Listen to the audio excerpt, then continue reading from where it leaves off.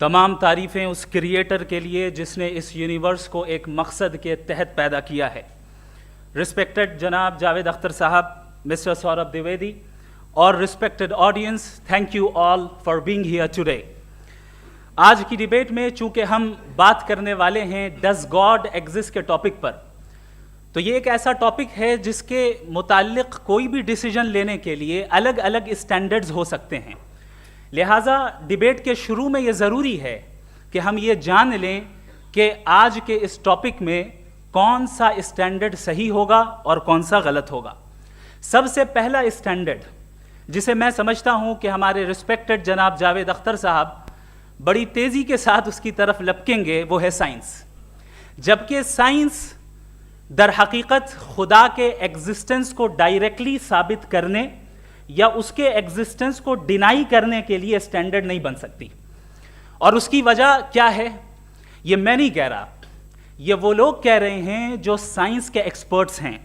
National academy of science कहती है science doesn't have the processes to prove और disprove the existence of God. Why? क्योंकि science का ताल्लुक एम्पेरिकल एविडेंस से है और एम्पेरिकल एविडेंसेस का ताल्लुक हमारे नेचुरल और फिजिकल वर्ल्ड से है, जबकि गॉड नॉन फिजिकल और सुपर नेचुरल रियलिटी है। लिहाजा नॉन फिजिकल रियलिटी को आप उस टूल के साथ नहीं चेक कर सकते जिसका काम फिजिकल रियलिटी को तलाश करना है। लिहाजा आज इस डिबेट में गॉड की एग्जिस्टेंस को साबित करने या उसे डिनाई करने में साइंटिफिक एविडेंस को एक्सेप्ट नहीं किया जाएगा।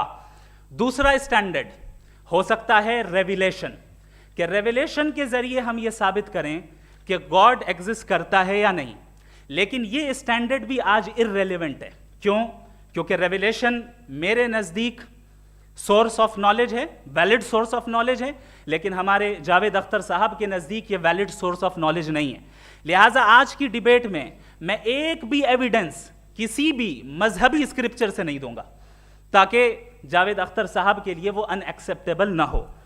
तीसरा जो मेयार हो सकता है वो है ऑब्जर्वेशन, कि भाई कोई कहे कि हमें खुदा दिखाओ, अगर है तो दिखाओ, या ये कि खुदा के एग्जिस्टेंस पर एम्पेरिकल एविडेंस दो, तो ये है दर हकीकत गलत टूल का इस्तेमाल करना। ये ऐसा ही है कि जावेद साहब मुझसे ये मुतालबा करें कि मुफ्ती साहब आप मेटल डिटेक्टर के जरिए प्लास्टिक डिटेक्ट करके दिखाएं। अब चूंकि प्लास्टिक डिटेक्ट नहीं हो पा रही है लिहाजा plastic does not exist. No, you are using the wrong tool. इस टूल से प्लास्टिक को डिटेक्ट नहीं किया जाता। लिहाजा मैं समझता हूं कि गॉड के एग्जिस्टेंस पर एम्पेरिकल एविडेंस का मुतालबा करना एक बचकाना मुतालबा है और हमारे रिस्पेक्टेड जनाब जावेद अख्तर साहब इस स्टेज से अब बहुत आगे निकल चुके हैं। अब बचता है एक ही स्टैंडर्ड, और वो स्टैंडर्ड है अक्ल, लॉजिक, रीजनिंग। और यही वो स्टैंडर्ड है जिसके तहत गॉड की एग्जिस्टेंस को साबित किया जाएगा या गॉड की एग्जिस्टेंस को डिनाई किया जाएगा। लेकिन चूंकि ये बहुत इंपॉर्टेंट और सेंसिटिव टॉपिक है, इसलिए लॉजिकल आर्ग्यूमेंट भी ऐसा होना चाहिए जो डेफिनेटिव हो, इनडेफिनेटिव ना हो, जो 2 और 2 4 की तरह बिल्कुल वाजे हो, जिसे लॉजिकली रिजेक्ट करना पॉसिबल नहीं हो। फॉर एग्जाम्पल हम कहें हमारे रिस्पेक्टेड मिस्टर सौरभ साहब, ये एक इंसान है और तमाम इंसान कॉन्शियस बीइंग है। लिहाजा नतीजा क्या निकला, हमारे सौरभ साहब भी कॉन्शियस बीइंग है। क्या ये इनडेफिनेट आर्ग्यूमेंट है या डेफिनेट आर्ग्यूमेंट है? ये डेफिनेट आर्ग्यूमेंट है।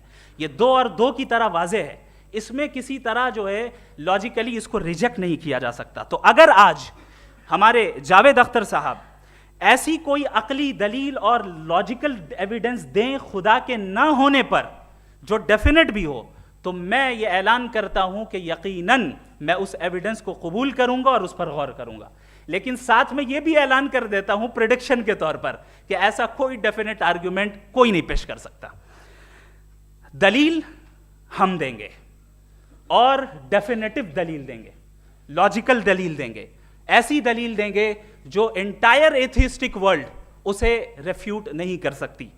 चलें अब हम एक एग्जाम्पल सोचते हैं, एक सिनेरियो, सिंपल सिनेरियो, तमाम ऑडियंस से गुजारिश है, हम और आप एक आइसोलेटेड आइलैंड पर हैं, ऐसा आइलैंड जहां पे हमसे पहले कोई कभी नहीं गया। चलते चलते आपके सामने अचानक आपने देखा एक पिंक कलर की बॉल पड़ी हुई है, सबसे पहला सवाल आपके जहन में क्या आएगा कि ये बॉल यहां क्यों आई, कैसे आई, ये पिंक कलर की ही क्यों है, कोई और कलर भी हो सकता था, ये इसी शेप में क्यों है, कोई और शेप भी हो सकता था। नेचुरली आप इस तरफ पहुंचेंगे कि कोई ना कोई है जिसने इन स्पेसिफिक प्रॉपर्टीज के साथ इस बॉल को बनाया है और यहां पे रखा है। चूंकि आप जानते हैं कि ये जो बॉल है इसका एग्जिस्ट करना जरूरी नहीं है, ये एग्जिस्ट कर भी सकती थी, नहीं भी कर सकती थी, और एग्जिस्ट करना ही था तो किसी और फॉर्म में करती, किसी और कलर में करती। अब आप इस बॉल को एक्सपैंड करते चले जाएं, एक्सपैंड करते चले जाएं, एक्सपैंड करते चले जाएं, यहां तक कि ये बॉल यूनिवर्स के साइज की हो जाए। बताइए कि क्या साइज के बढ़ जाने से सवाल बदल जाएगा? हरगिज नहीं बदलेगा। अभी भी सवाल रहेगा ये यूनिवर्स कहां से आया, इन स्पेसिफिक प्रॉपर्टीज के साथ कहां से आया, क्यों आया, किसने बनाया, ये सवाल उस वक्त भी वैलिड रहेगा। लेकिन ये सवाल अगर हम जनाब जावेद अख्तर साहब से करें तो चूंकि इनका वर्ल्ड व्यू एथिस्टिक है, और सिर्फ इनका नहीं, मतलब जितने भी एथिस्ट हैं और एथिस्टिक वर्ल्ड व्यू को रखने वाले से अगर आप ये सवाल करें कि ये यूनिवर्स कहां से आया, तो इनका जवाब या तो आर्ग्यूमेंट फ्रॉम इग्नोरेंस होगा या डॉगमेटिक होगा। या तो ये कहेंगे कि मुझे नहीं पता कि ये कहां से आया, लिहाजा गॉड डज नॉट एग्जिस्ट, ये आर्ग्यूमेंट फ्रॉम इग्नोरेंस है। या ये कहेंगे कि ये यूनिवर्स खुद ब खुद बन गया, इसका मतलब ये है कि उस बॉल को भी खुद ब खुद बन जाना चाहिए, लेकिन बॉल के ताल्लुक से ये एक्सप्लेनेशन एक्सेप्ट नहीं की जाएगी कि ये खुद ब खुद बन गई, लेकिन यूनिवर्स के ताल्लुक से कर दिया जाएगा। इसे हम दूसरे अल्फाज में डॉगमा भी कह सकते हैं। दूसरी चीज, हमारे जावेद अख्तर साहब जरूर गॉड ऑफ गैप्स की मिसाल भी जरूर देंगे, और मिसाल देंगे कि पहले ज़माने में बिजलियां कड़कती थी तो लोगों ने किसी एक खुदा की तरफ, और बारिश होती थी तो दूसरे खुदा की तरफ मंसूब कर दिया, उनके पास दलील नहीं थी। यह हमारा वर्ल्ड व्यू है ही नहीं, यह हमारा वर्ल्ड व्यू है ही नहीं, क्योंकि नेचुरल फिनोमेना के प्रोसेस की इंटरप्रिटेशन को जान लेने से यह कहां से साबित हो गया कि गॉड एग्जिस्ट नहीं करता है। इस पर मैं इंशाअल्लाह अभी आगे बात करूंगा। आप हजरात ये भी देखेंगे, और मैं ये एक्सपेक्ट करता हूं कि हमारे रिस्पेक्टेड जनाब जावेद अख्तर साहब जरूर इमोशनल आर्ग्यूमेंट्स भी देंगे, जो कि एक लॉजिकल फेलेसी है जब बात आती है ट्रुथ को डिसाइड करने में। क्यों? मिसाल के तौर पर वो कहेंगे कि अगर गॉड है तो ईविल क्यों एग्जिस्ट करता है, जबकि मैं कहता हूं ईविल का एग्जिस्ट करना गॉड के एग्जिस्ट करने की दलील है, उसके खिलाफ नहीं है। चूंकि अगर गॉड है तो हम सब उसके सामने अकाउंटेबल हैं, और अगर हम अकाउंटेबल हैं तो अकाउंटेबिलिटी के लिए ईविल का मौजूद होना जरूरी है, उसके बगैर हम अकाउंटेबल नहीं हो सकते। और अगर हम अकाउंटेबल नहीं हैं तो हम जनाब जावेद अख्तर साहब से पूछेंगे कि आप बताएं कि फिर सफरिंग इस दुनिया में क्यों है, अगर खुदा नहीं है तो सफरिंग क्यों है, और उन लोगों के जज्बे का क्या जिनके अंदर सफरिंग के बाद इंतकाम लेने का जज्बा पाया जाता है और वो इस दुनिया से ऐसे ही चले गए, क्या उनकी सारी तकलीफें बेकार चली जाएंगी? अब आ जाएं उसी एग्जाम्पल की तरफ कि बॉल, मुझसे अगर कोई पूछे इस बॉल को किसने बनाया और या इस एक्सपेंडेड बॉल को किसने बनाया, मैं कहूंगा कि चूंकि ये यूनिवर्स और इस यूनिवर्स की तमाम चीजें कॉन्टिंजेंट हैं, कॉन्टिंजेंट होने का मतलब ये होता है कि जो अपने एग्जिस्टेंस पे किसी के ऊपर डिपेंड करती हो, तो जाहिर है ये यूनिवर्स कॉन्टिंजेंट है। और अगर कोई चीज कॉन्टिंजेंट नहीं है तो मैं रिक्वेस्ट करूंगा कि मुझे दिखा दें कि कौन सी चीज यूनिवर्स में कॉन्टिंजेंट नहीं है, हम भी जरा गौर कर लें और हम भी देख लें। और जब कॉन्टिंजेंट चीजें मौजूद हैं तो फिलोसोफर्स की इस्तिलाह के मुताबिक, हम उस टर्मिनोलॉजी के मुताबिक हम उस जगह तक पहुंचते हैं और उस हस्ती तक पहुंचते हैं जिसे नेसेसरी बीइंग कहा जाता है, कि ये वो नेसेसरी बीइंग है जिसका मौजूद ना होना नामुमकिन हो। चूंकि अगर ये मौजूद ना हो तो सारी चीजें एग्जिस्टेंस में आएंगी ही नहीं, और ये सारी कॉन्टिंजेंट चीजें उसी के ऊपर डिपेंड करती हैं। अब अगर आप ये सवाल करते हैं कि फिर उस हस्ती को किसने बनाया, फिर उसका कॉज क्या है, फिर उसका कॉज क्या है, फिर उसका कॉज क्या है, और एंडलेसली चले जाएं, इसे हम कहते हैं इन्फिनिट रिग्रेस ऑफ कॉजेज, जो कि लॉजिकल फेलेसी है। कॉन्सेप्चुअली इन्फिनिटी पॉसिबल है। मिसाल के तौर पे न्यूमेरिकल्स 1 2 3 गिनते चले जाएं, इन्फिनिट नंबर्स हैं। मैं कॉन्सेप्चुअली बात नहीं कर रहा, प्रैक्टिकली रियलिटी में साबित करके दिखाएं कि infinite regress of causes possible हैं या नहीं। अगर पॉसिबल हैं तो हम मान लेंगे, मिसाल दे दें, और पॉसिबल नहीं है तो एक ही ऑप्शन बचता है जिसे हम कहते हैं नेसेसरी बीइंग। ऐसी नेसेसरी बीइंग जो इंडिपेंडेंट है, क्योंकि अगर वो डिपेंडेंट हुई तो वो नेसेसरी नहीं रहेगी। ऐसी इंडिपेंडेंट बीइंग जो इटर्नल है, अगर वो इटर्नल नहीं होगी, उसकी बिगिनिंग होगी तो वो खुद कॉन्टिंजेंट है। ऐसी बीइंग जो पावरफुल है, क्योंकि कॉन्टिंजेंट को एक्चुअलाइज करने के लिए पावर चाहिए। ऐसी बीइंग जो इंटेलिजेंट है और नॉलेजेबल है, क्योंकि ये यूनिवर्स स्पेसिफिक फॉर्म और स्पेसिफिक लॉज ऑफ नेचर के तहत प्रिसाइजली चल रहा है। Thank you. थैंक यू मुफ्ती साहब। मैं इन दलीलों के बाद जावेद अख्तर साहब से गुजारिश करूंगा, आप बैठ के बोलना चाहेंगे या वहाँ? जी।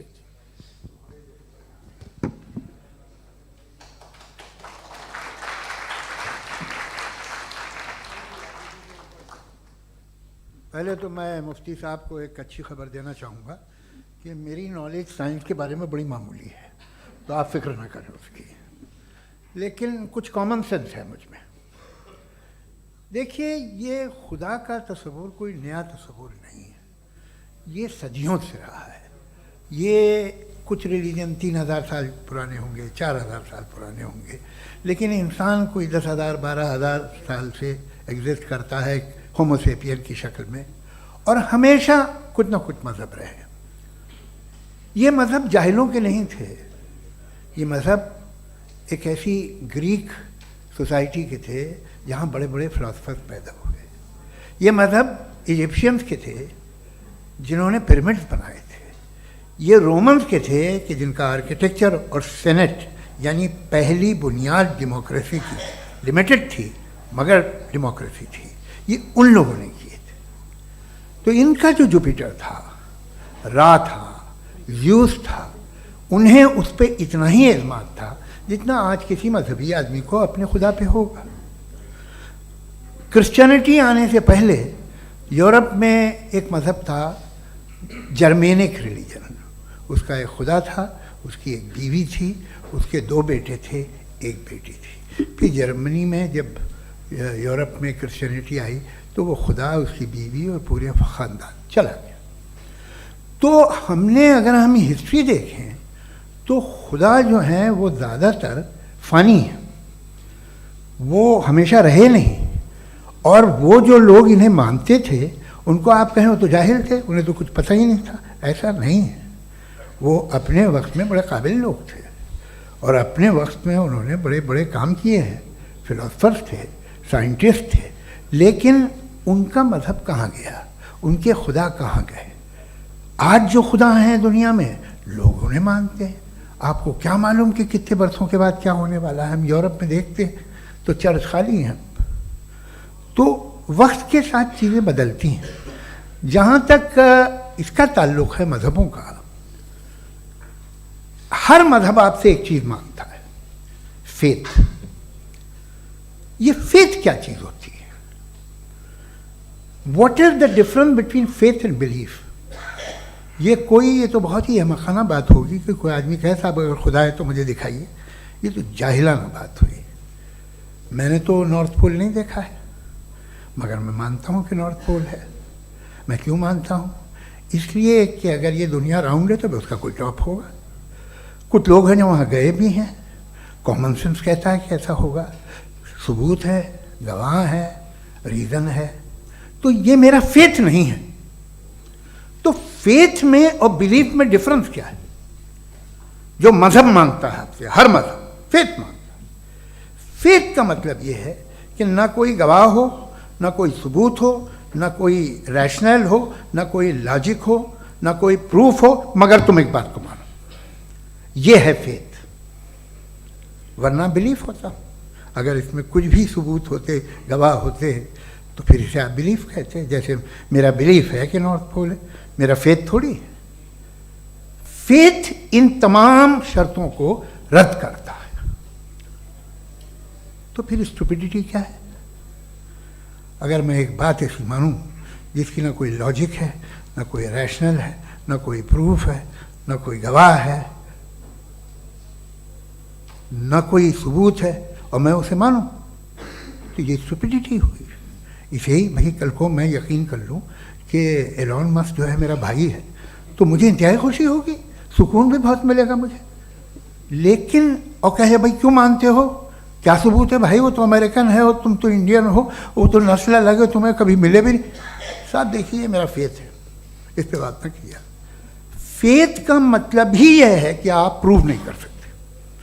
अगर आप प्रूव कर सकते हो तो फेथ की ज़रूरत ही नहीं, फिर तो आप बात करेंगे, आप कितनी बहस कर लीजिए। अल्टीमेटली दुनिया का हर मज़हब फेथ पे टिका है, और फेथ का मतलब है एक ऐसा यकीन जिसका कोई सबूत, कोई गवाह, कोई रैशनल नहीं। अब आप ये कहें, क्या आप ये क्यों कह रहे हैं कि साहब ये कायनात किसने बनाई? कमाल ये है कि आपने बताया कि एक आइलैंड पे गए और एक बॉल देखी। आपने ये नहीं कहा कि आइलैंड किसने बनाया, आपको सिर्फ बॉल पे हैरत हुई। हमने आइलैंड पे हमने हैरत नहीं की, होते हैं आइलैंड। इसी तरह ये आइलैंड है, सितारे, ये गैलेक्सीज, ये सब आइलैंड हैं खला में। हम उन्हें टेकन फॉर ग्रांटेड लेते हैं, हम पूछते नहीं किसने बनाए। आपने जजीरे के बारे में भी नहीं पूछा है। मेरी पैदाइश कैसे हुई? क्या मैं प्लान्ड पैदा हुआ था? I was plan to be born, या एक लकी स्पर्म था जो किसी एग से चिपक गया? मेरी पैदाइश रैंडम। और इंसाफ जिसे आप कहते हैं, इंसाफ का तो नेचर से कोई वास्ता ही नहीं। जो आप कहते हैं कि एक दिन इंसाफ मिलेगा, इंसाफ is a human concept, nature में कोई इंसाफ नहीं। अगर शेर हिरन को खा जाता है तो उसे कोई सजा नहीं मिलती। अगर एक आंधी आती है और हरे भरे पेड़ों को उखाड़ के फेंक देती है तो आंधियों की जेल नहीं होती है। नेचर में इंसाफ नहीं, इसलिए मुझे नेचर को इंसाफ की ज़रूरत भी नहीं। नेचर तमाम एक है। अब हम कहें कि साहब ये देखिए जो मैंने खाना खाया था, ये मेरी आँख तो नहीं यूँ कर दिया उसे, तो इसे सज़ा मिलनी नहीं। वो सिस्टम है, ऐसे ही चल रहा है। नेचर बगैर इंसाफ के है। इंसाफ इज़ अ ह्यूमन कॉन्सेप्ट। तो जो आपसे कहता है कि मैं तुम्हें इंसाफ दूंगा, वो इंसानी जहन की पैदावार है। ये नेचुरल है ही नहीं, ये आसमानी है ही नहीं। नेचर का तसव्वुर, इंसाफ का तसव्वुर। भाई आप साथ मिलते हैं, अब आप लेफ्ट हैंड ड्राइव करते हैं, ये क्या है? तमाम सच, तमाम नेकी, तमाम शराफत लेफ्ट हैंड ड्राइव है।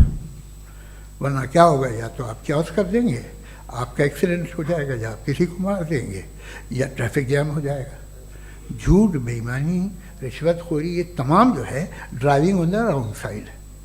इसके ऊपर कुछ नहीं। ये तो हमने बनाया, जैसे हमने लेफ्ट हैंड ड्राइव बनाई है। ये कॉन्सेप्ट ऑफ इंसाफ जो है ये हमारा है, इसका नेचर से कोई वास्ता नहीं। शेर खा जाता है हिरन को, उसे जेल होती है क्या?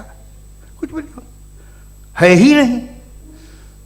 तो ये जो दुनिया के रिलीजन प्रॉमिस करते हैं आपसे इंसाफ, इसी से मालूम होता है कि ये मैन मेड है। ये तसव्वुर कहीं और का है ही नहीं। जो नेचर है, कुछ लोग कहते हैं नेचर ही खुदा है, तो नेचर में तो इंसाफ नहीं कहीं। और आप वादा कर रहे हैं कि तुम्हें मरने के बाद इंसाफ मिलेगा। मुझे अगर मिलेगा तो मैं बहुत खुश होऊंगा, लेकिन मैं यकीन नहीं कर पाता हूँ, इसलिए कि मैं फेथ नहीं पैदा कर सकता। The very fact that religions demand faith, इसका मतलब है कि उनके पास जस्टिफिकेशन नहीं है। अच्छा साहब, फिर रिलीजन अगर मॉडरेशन में है, कोई सा भी रिलीजन, वो आप में कुछ खूबियाँ भी पैदा करता होगा। देखिए उससे ये फ़ायदा है, वो फ़ायदा है। अल्कोहल जो है वो ज़्यादातर दवाओं में यूज़ होती है, और एक सर्वे किया गया था अमेरिका में कि लॉन्जिटिविटी किन लोगों की है। तो एक तरफ वो लोग थे जो शराब पीते ही नहीं थे, और एक तरफ वो थे जो एक बोतल शराब रोज़ पीते थे। सबसे ज़्यादा लंबी उम्र उनकी है जो 2 पैग नाप के शराब पीते और खाना खाते हैं। मगर हम शराब को बुरा समझते हैं, मैं भी बुरा समझता हूँ। क्यों? ऐसा होता नहीं। कुछ चीज़ों में आदत होती है कि वो बढ़ती है। आज तक में एक आदमी दूध पीता है, आप 10 साल बाद भी मिलेंगे तो एक ही गिलास पीता होगा। ऐसा नहीं होता, सुबह से दूध पीता रहता है। मिल्कोहलिक मैंने नहीं देखे, अल्कोहलिक होते हैं। ये टेंडेंसी है मजहब की कि वो बढ़ता है, जैसे कैंसर बढ़ता है, जैसे शराब बढ़ती है। कुछ लोग होंगे जो उसे सही तरह से यूज़ करते हैं। मुझे यकीन है कि हमारे मुफ्ती साहब भी उनमें से एक हैं, इनसे बहुत खुशी हुई मुझे इनसे मिलकर। लेकिन कितने लोग हैं कि आज आप देखते हैं दुनिया में जो तबाहियाँ हैं, इनमें कितना हाथ है उन लोगों का जो बिलीवर कहते था मजहब ये नहीं कहता, ना कहता होगा, मगर जब ये मजहब पीते हैं तो ऐसे बिहेव करते हैं। थोड़ा सा अगर हो तो शायद बहुत अच्छी बात, लेकिन शराब थोड़ी सी नहीं रहती, उसमें टेंडेंसी है पहले। थोड़ा सा अगर 2-3 कैंसर के सेल हो ना बॉडी में तो आदमी सिम रहेगा, लेकिन वो 2-3 सेल नहीं रहते, वो मल्टीप्लाई होते हैं। जावेद साहब टाइम पूरा हो गया। टाइम हो गया तो बस बात खत्म हो गई। अच्छा, मुझे कुछ और कहने को था भी नहीं। जी, मैं पहले जवाबी दौर के लिए इनवाइट कर रहा हूँ मुफ्ती साहब को। Your rebuttal round 1, you have 7 minutes.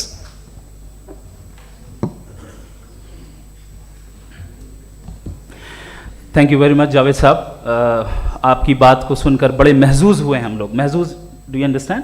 We enjoyed.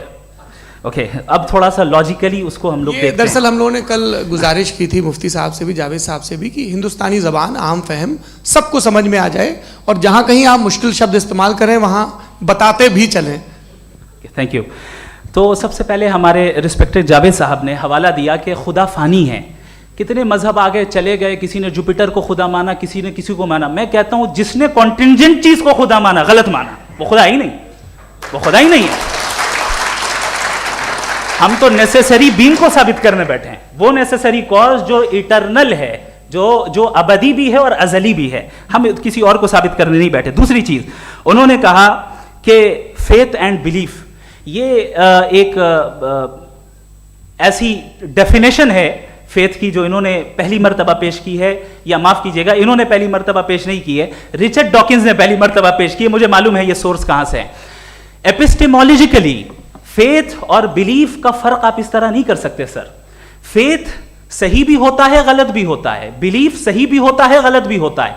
जो लॉजिक, रीजन और एविडेंस से बैक्ड होगा वो फेथ सही होगा। और आप जिस फेथ की बात कर रहे हैं कि इलॉजिकल है और उसके पीछे नहीं है, तो we are on the same page.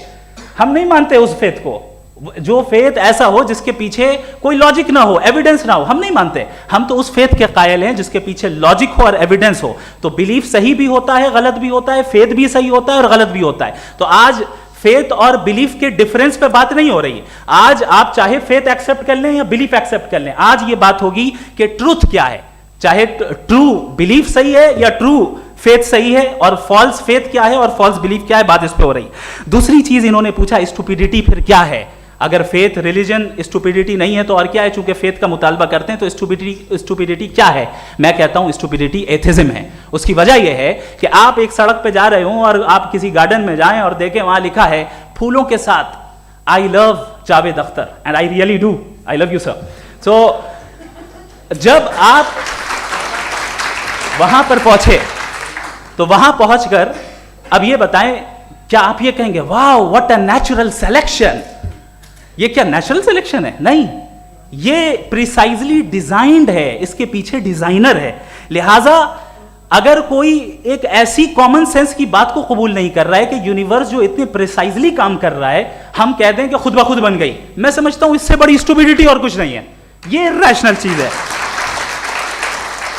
फिर हमारे सर ने कहा कि आपने बॉल पे फोकस किया, आइलैंड पे फोकस नहीं किया। अरे आइलैंड को किसने बनाया यही समझाने के लिए तो बॉल की मिसाल दे रहा हूं।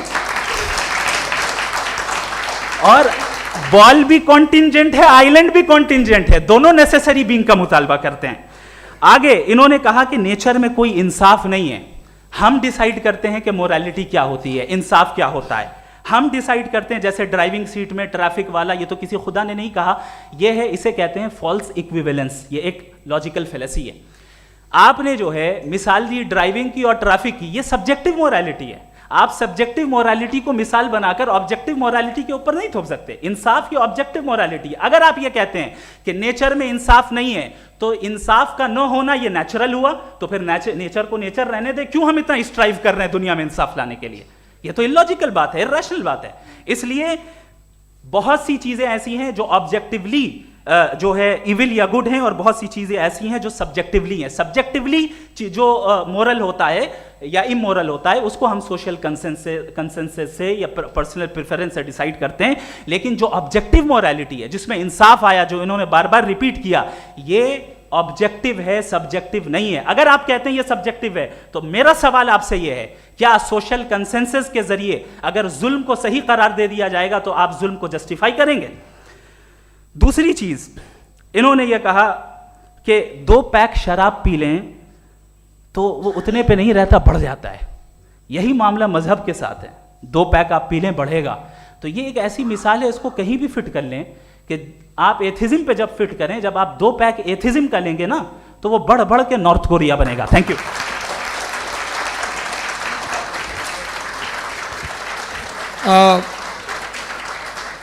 फर्स्ट राउंड के रिबटल के लिए मैं जावेद साहब को इनवाइट कर रहा हूं। आपके पास 7 मिनट का वक्त है, रीसेट कर दीजिएगा प्लीज। मुझे इस बात की खुशी है कि मुफ्ती साहब ने भी मान लिया कि नेचर में कोई इंसाफ नहीं है। तो कोई भी चीज़ जो इंसान ने नहीं बनाई है उसमें इंसाफ नहीं होता है। एक बात मैं आपसे अर्ज़ करूँ, ज़रा पता लगा लीजिएगा, ये जो आप बाग में जाते हैं बेहद खूबसूरत फूल देखते हैं ना, इनमें से कोई नेचुरल नहीं है। ये सारे फूल क्रॉस करके बनाए गए हैं। जो जंगल में फूल होते हैं नहायत मामूली होते हैं, ये फूल इंसानों ने बनाए हैं।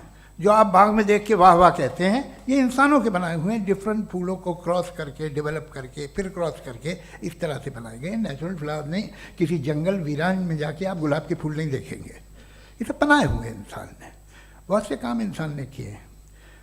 बाकी है कि आपने मेरी एक बात का जवाब नहीं दिया, जिससे मुझे शिकायत है कि फेथ क्या है और आप फेथ मांगते क्यों हैं मुझसे? आप तो लॉजिकल हैं, आपके पास तो सारे रैशनल्स हैं, आपके पास सारे सबूत हैं, तो आपको फेथ की डिमांड क्यों करते हैं कि भाई तुम सरेंडर कर दो और सवाल मत करो? कोई मजहब सारे सवाल करने की इजाज़त नहीं देता है और मना करता है कि ज़्यादा सवाल ना करो, बहक जाओगे तुम। आप क्यों रोकते हैं? हकीकत यह है कि इंसानी तारीख क्या है। इंसानी तारीख ये है कि दुनिया में 2 तरह के लोग हुए हैं। एक वो जिन्होंने अपनी लाइल्मी की परस्तिश की है, दूसरे वो जिन्होंने अपनी इग्नोरेंस या लाइल्मी से झगड़ा किया है और मालूम किया है कि क्या है। ये जो आप कह रहे हैं, आज आप हैरान हैं कि भाई ये यूनिवर्स कैसे बनी। लोग हैरान थे कि सूरज डूबता है तो इधर से कैसे निकलता। और आप एक कदम जाके हमेशा का मानने को तैयार है, एक कदम पीछे ही मान जाइए। भाई आप इसके बाद जाते हो, कहते सवाल ना करना कि ये कहाँ से आया, ये पावर तो हमेशा से हमेशा रहेगी। तो आप यूनिवर्स के बारे में मानने में क्या तकलीफ है? एक कदम पहले रुक जाइए।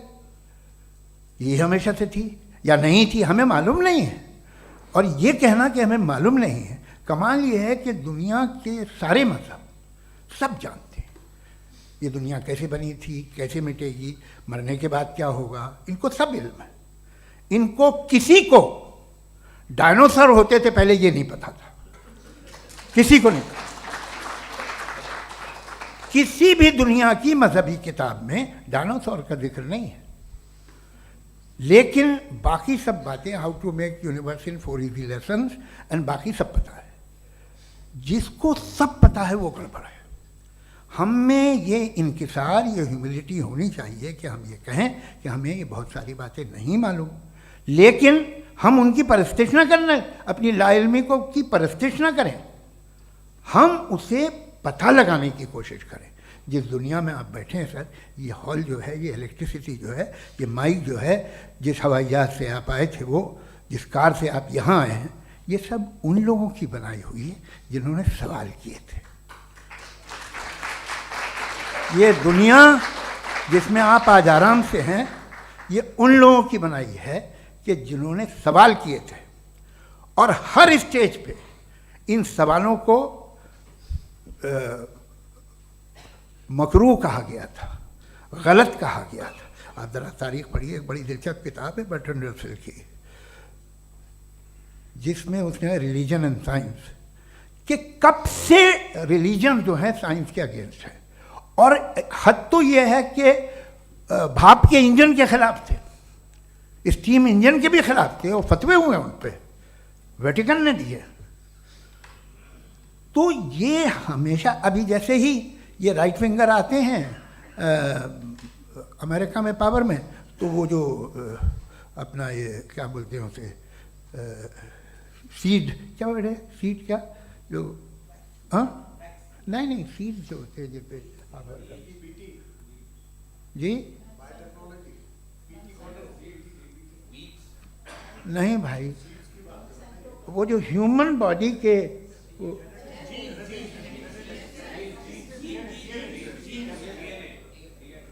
उस पर रिसर्च बंद हो जाती है, रिपब्लिकन नहीं करने देते। अरे भाई इतना डर क्या है तुम्हें? एक ज़माने में बहुत नाराज़ थे ये सारे मजहबी लोग कि ये इंसान तो इंसान बनाने की कोशिश कर रहा है। आपको क्या तकलीफ भाई, बना ले तो बना लेने दो, ये खौफ क्या है? और ये सब आज जो आप कह कर रहे हैं नामुमकिन है, ये कैसे हुआ? मुझे एक किस्सा याद आता है। जब मैं छठी क्लास में था तो मैं मैथमेटिक्स में बहुत वीक था, तो एक टीचर रख दिया गया, उसने 1 2 3 4 5 6 7 तो सिखा दिया मुझे।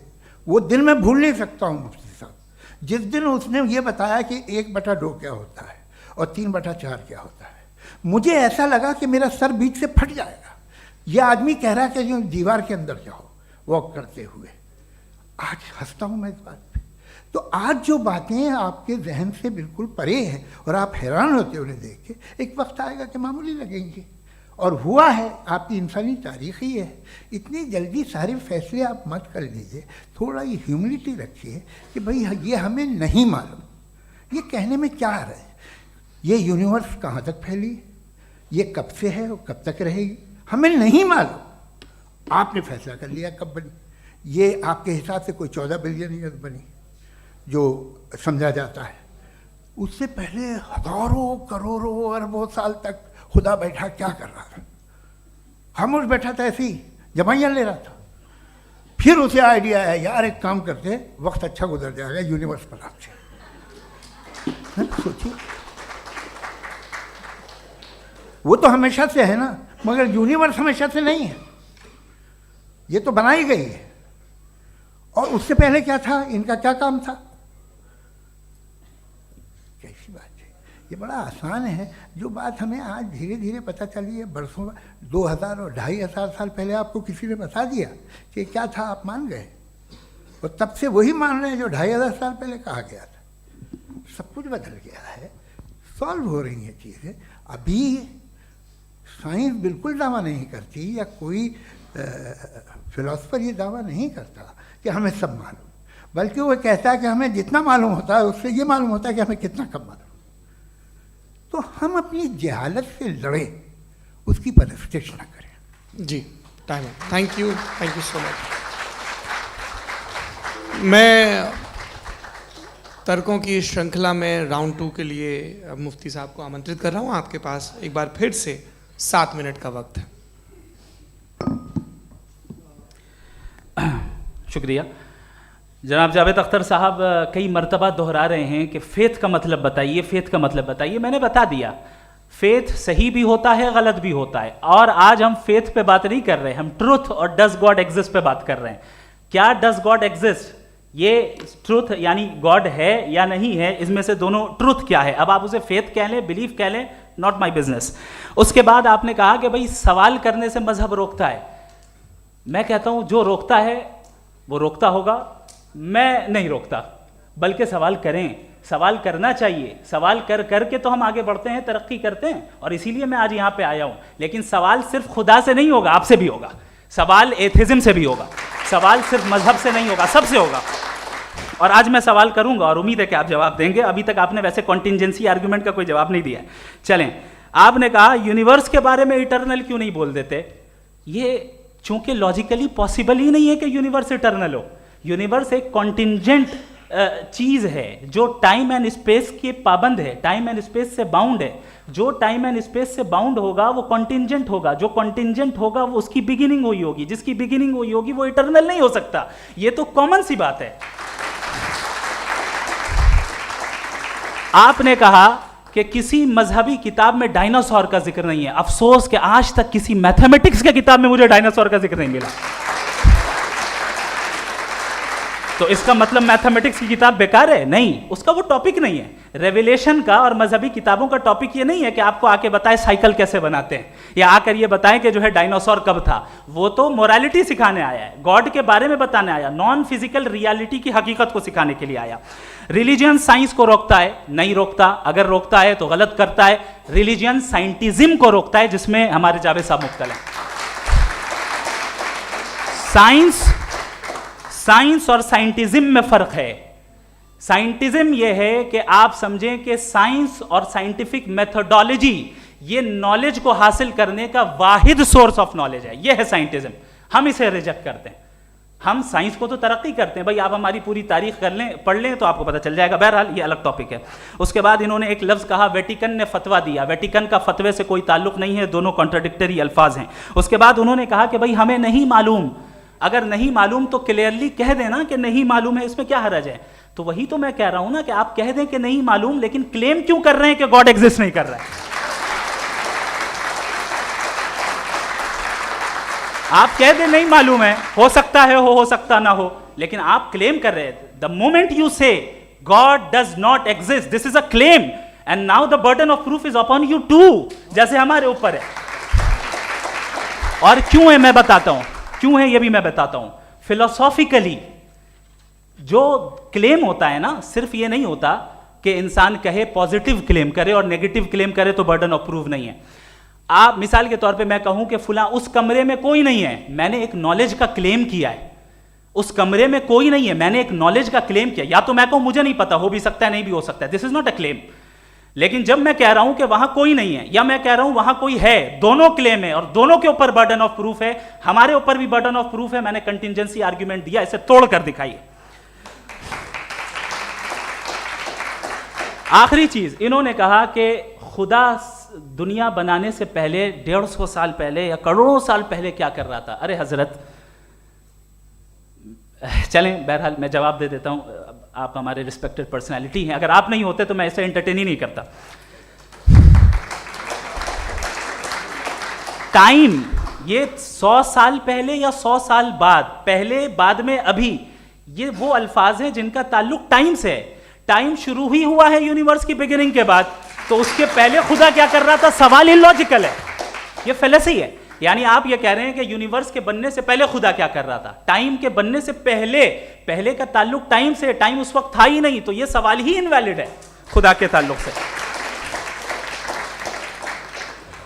दूसरी चीज, आर्ग्यूमेंट ऑफ कंटिजेंसी जो मैंने आपके सामने पेश की है, आपने बार बार ये प्रूफ किया और ये कह रहे हैं कि गॉड ऑफ गैप्स।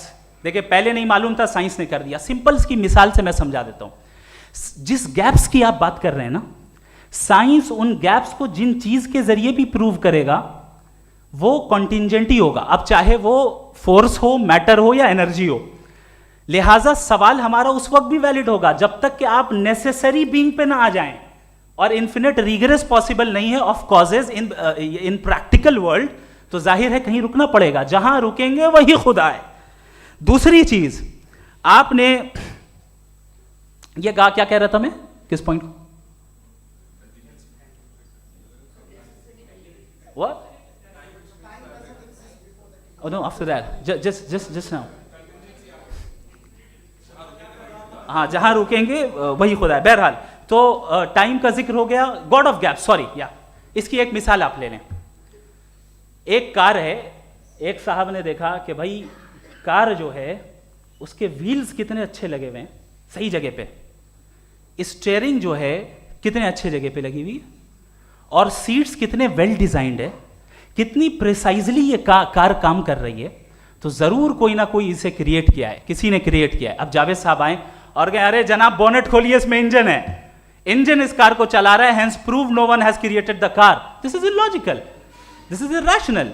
आपने इंजन के जरिए उस गैप को तो साबित किया, लेकिन क्या उससे कार की जो क्रिएशन है और उसका जो क्रिएटर है ये इम्पॉसिबल हो जाए, ऐसा पॉसिबल है? उसका सवाल खत्म हो जाए, ऐसा पॉसिबल है? नहीं। आपने गैप्स को फिल करके, कॉन्टिंजेंट चीज़ों से गैप्स को फिल करके हमारे ऑब्जर्वेशन को और ब्रॉड कर दिया। अब हमें और पता चल गया कि ये जो कार है इसका सिस्टम कितना ज़्यादा कॉम्प्लेक्स है। पहले कम समझते थे, अब कॉम्प्लेक्सिटी और ज़्यादा वाजे हो गई। अब हमें समझ में आ रहा है कि हमारी सर्टेनिटी और बढ़ गई कि ज़रूर इस कार को किसी ना किसी ने बनाया। यही मामला यूनिवर्स का है। साइंस हमेशा फिजिकल वर्ल्ड की चीज़ों को ही फिल करती जाएगी और फिजिकल चीज़ों से ही करती जाएगी, चूंकि एम्पेरिकल एविडेंस का ताल्लुक फिजिकल वर्ल्ड से है। आप साइंस के जरिए मेटाफिजिकल रियलिटी को कभी साबित नहीं कर सकते। ये रॉन्ग टूल का इस्तेमाल करना है। ये वही काम है कि आप मेटल डिटेक्टर से प्लास्टिक डिटेक्टर करने चलें, जो कि जाहिर है सही नहीं है। Thank you.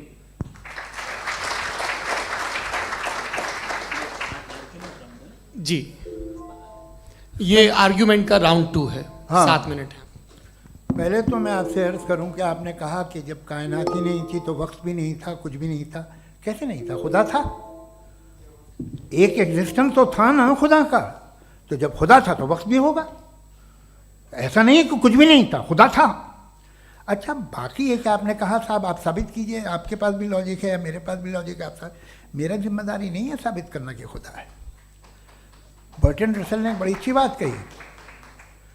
बर्टन रसल ने बड़ी अच्छी बात कही। मैं आपसे अगर ये दावा करूं कि एक चाय की केतली मरीख के चारों तरफ घूम रही है, मार्स के चारों तरफ, तो ये आपका काम नहीं है कि आप साबित करें कि कोई चाय की केतली नहीं है।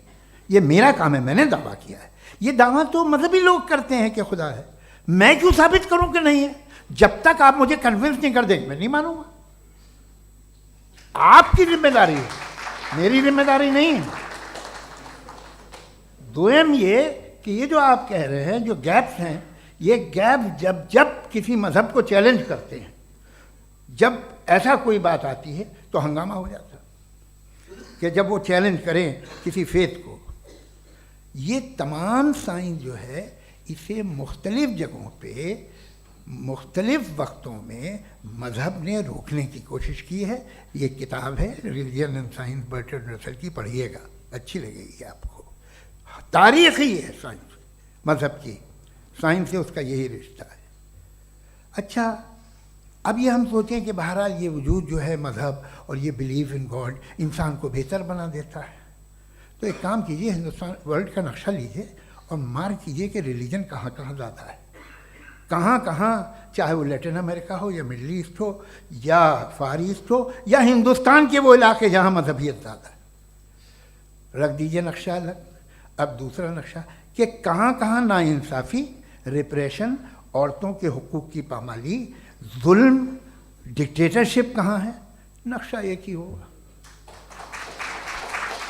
तो आप मुझे बताएं कि जो इसका तरकीब इस्तेमाल क्या है।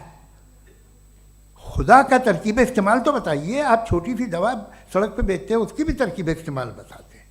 इसके इस्तेमाल से तो फ़ायदा नहीं हुआ किसी को। जो सारे के सारे ख़राब मुल्क हैं, ख़राब समाज है, वो सारे जुल्म खुदा के नाम पे करते हैं। वो गलत करते हैं, सही करते हैं, मुझे क्या लेना देना उससे। इस्तेमाल से मालूम होता ना। एक विस्की की बोतल कभी शायद देखी हो आपने, लाल रंग की होती है, उस पर रोशनी और छपड़ा इंतहाई खूबसूरत लगती है, क्या बिगाड़ रही है किसी का। उसका इस्तेमाल गलत है, इसलिए आप उसे नापसंद करते हैं। इसका इस्तेमाल गलत है, इस तसव्वुर का इस्तेमाल ही गलत है और हमेशा से गलत हुआ है।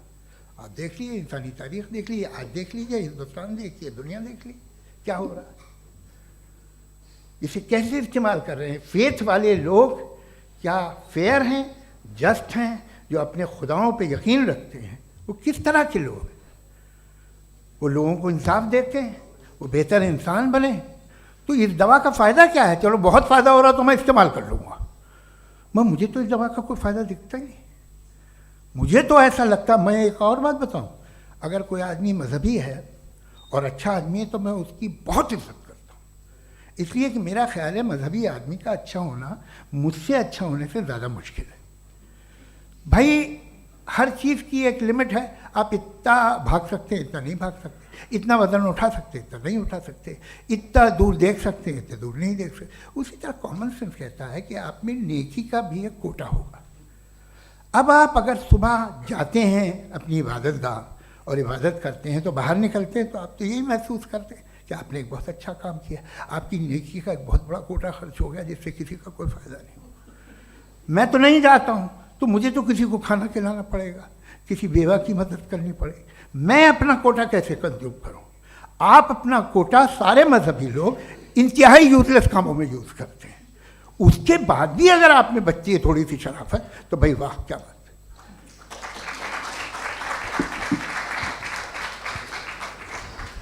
एक तो मुझे ये बात बहुत अच्छी लग रही है कि दोनों ही विद्वान समय को मानते हैं और बहुत समय से अपनी दलीलें और बाज दफ़ा समय से पहले अपनी तकरीरें पूरी करके अपनी अपनी कुर्सी पर बैठ रहे हैं।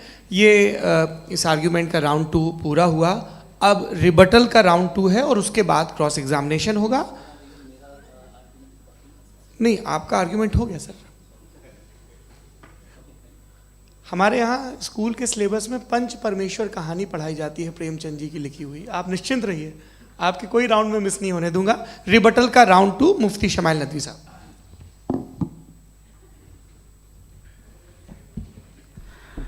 असल में जो हकीकी प्रॉब्लम है, असल प्रॉब्लम है, वो ये है कि जावेद साहब के पास कॉन्सेप्ट ऑफ गॉड क्लियर नहीं है। इन्होंने कहा कि कायनात से पहले खुदा तो था, तब भी तो टाइम होगा। ये टाइम कायनात का हिस्सा है। हम खुदा, उस खुदा को मानते हैं, नेसेसरी बीइंग का टाइमलेस होना ज़रूरी है, चूंकि वो टाइम का क्रिएटर है। जब उसने टाइम को क्रिएट किया तो वो खुद टाइम पे कैसे होगा? उसने जब स्पेस को क्रिएट किया तो खुद स्पेस में कैसे होगा? अगर वो टाइम एंड स्पेस को पहले से ही उसका पाबंद है तो फिर किस चीज़ को उसने क्रिएट किया?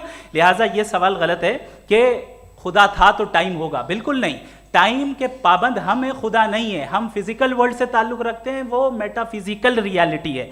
दूसरी चीज़ इन्होंने मिसाल दी कि चाय की केतली हवा में घूम रही होगी, और पता नहीं शायद वो बर्टन रसल का उन्होंने हवाला दिया। बहरहाल यही प्रॉब्लम है। प्रॉब्लम यही है कि हम चीज़ों के दरमियान डिफ्रेंशिएट नहीं कर पाते हैं। ये जो आपने मिसाल दी ये इमेजिनेशन है, और मैं जो साबित कर रहा हूँ वो लॉजिकल नेसेसिटी है। आप इमेजिन करने आए तो कुछ भी करें, जुपिटर में पिंक एलिफेंट होगा, यूनिकॉर्न होगा, करें, उससे कायनात पे क्या फ़र्क पड़ता है? उससे आप लॉजिकल नेसेसिटी साबित नहीं कर सकते। मैं तो उस प्राइम कॉज की बात कर रहा हूं, उस नेसेसरी बीइंग की बात कर रहा हूं जिसके बगैर इस कायनात का एग्जिस्टेंस मुमकिन नहीं है। दूसरी चीज़, मजहब को साइंस चैलेंज करती है वगैरह वगैरह, ये हमारा टॉपिक ही नहीं है। मैं इस पर बात करूंगा तो फिर मेरा वक्त चला जाएगा। मजहब के ऊपर चूंकि हमारी डिस्कशन नहीं है, साइंस को मजहब और बिलखुसूस मैं और हमारा वर्ल्ड व्यू कम अज़ कम साइंस को पीछे नहीं करता है, साइंटिज्म की मजम्मत करता है। इसकी वजाहत मैंने पहले कर दी। दूसरी चीज़ इन्होंने कहा वर्ल्ड का नक्शा लीजिए, वर्ल्ड मैप लीजिए, 2 अलग अलग जगह की। हज़रत, मैंने ये होमवर्क किया था और मैंने मिडिल ईस्ट का एक नक्शा लिया और यूरोप का एक नक्शा लिया। ये मजहबी इलाका और ये लिबरल और एथीस्ट इलाका। मुझे पता चला कि सबसे ज़्यादा रेप केसेस जो हैं वहाँ पर है।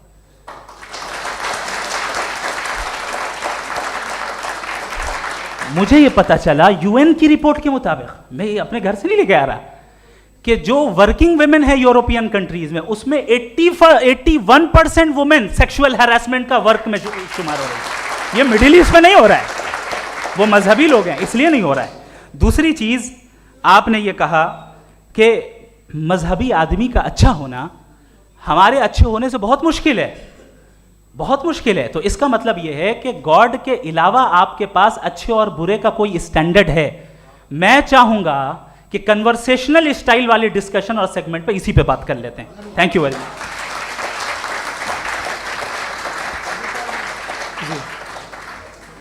ये रिबटल का राउंड 2 है, आपके पास 5 मिनट का वक्त है और इसके बाद क्रॉस एग्जामिनेशन शुरू करेंगे। आप चाहें तो जो इन्होंने सवाल पूछे उनके जवाब आप रिबटल में भी दे सकते हैं। जी जी, देखिए, पहले तो ये बात कि ये मिसाल गलत नहीं है, गलत है।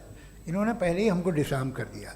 कह लिया अकल से मामला सॉल्व नहीं हो सकता, लॉजिक से आप पहुंच नहीं सकते। ये एक मेटाफिजिकल चीज़ है। मेटाफिजिकल अजीब सा लफ्ज़ है, ठीक से किसी को माने नहीं मालूम इसके, तो ऐसा लगता है कुछ बड़ी चीज़ है।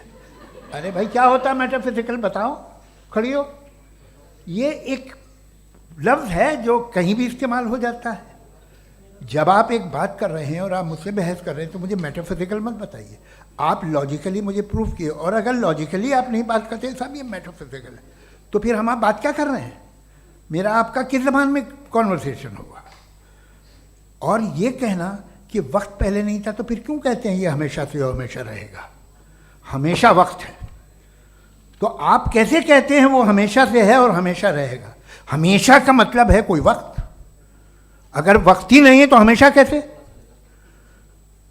बाहर वो रहेगा। अब मैं ये देखता हूँ, आपने कहा ना कि वहाँ रेप ज़्यादा होते हैं, तो हम एक बात देखते हैं कि दुनिया जिस पे वो कादर मुतलक है, जिसकी मर्ज़ी के बगैर पत्ता भी नहीं हिलता, ओमनीपोटेंट है, ये दुनिया चल कैसे रही है? और इस दुनिया का हाल क्या है? 45,000 बच्चे जो 10 साल की उम्र से कम थे वो गाजा में मरे। भूख से काला हांडी में बच्चे मरते हैं और डिप्थेरिया से मरते हैं। डिप्थेरिया अजीब मर्ज है, गले में जाली बनना शुरू होती है, बच्चा नीला हो जाता है, गरीब का बच्चा, इसलिए कि उपास इलाज नहीं। ये कादर मुतलक है, जो चाहे कर दे। इससे आप दुआएं मांगते हैं हमारी ये काम कर दे वो कर दे, तो इसका मतलब डे टू डे लाइफ में वो इंटरफेयर करता है और ये देख रहा है वो। अगर वो वाकई भी है फॉर डिस्कशन सेक, तो मैं जब दुनिया देखता हूँ तो मेरे दिल में उसके लिए कोई इज्जत नहीं पैदा होती। ये क्या कर रहे हो तुम पूरे ऑल पावरफुल हो, ओमनीपोटेंट हो, ओमनी प्रेजेंट हो। तुम तो वहाँ गाजा में रहे होगे ना, तुम हर जगह हो। तुम देख रहे थे कि बच्चे की कैसे धज्जियाँ उड़ रही, तुम देख रहे थे और तुम चाहते हो मैं तुम्हारी परस्तिश करूँगा, तुम हो भी। अरे यार, इससे अच्छे तो हमारे चीफ प्राइम मिनिस्टर हैं, कुछ तो ख्याल करते हैं। कमाल है, आप किसकी इबादत कर रहे हैं? अगर वो है भी, ये दुनिया नाइंसाफी से, जुल्म से, जबर से, तशद्दुद से भरी हुई है। और आप ये मत कहिएगा कि वो देख रहा है और वो बताएगा एक दिन। अगर वो देख रहा है और इंटरफेयर नहीं करता तो आप दुआ क्यों मांगते? आप कहते हैं मेरा ये काम करा दे, इसके मतलब है वो दखल दे सकता है, वो आपको नौकरी दिलवा सकता है, भले दूसरे आदमी को ना मिले, मगर आपका काम कर देगा चूंकि आपने दुआ मांगी है। तो जब वो आपको नौकरी दिला सकता है, लड़की की शादी कर सकता है, बेटे को ग्रीन कार्ड दिलवा सकता है, तो कम से कम ये जो मर रहे हैं बच्चे, इनको रोक दे, कुछ तो करे। मुझे तो दुनिया में, इस दुनिया का कोई मालिक है, इसका ओमनीपोटेंट कोई रूलर है, और ये दुनिया ऐसी चल रही है। मैं तो चाहूँगा कि भाई ना हो, अगर हो तो बड़ी शर्मिंदगी की बात है। शुक्रिया।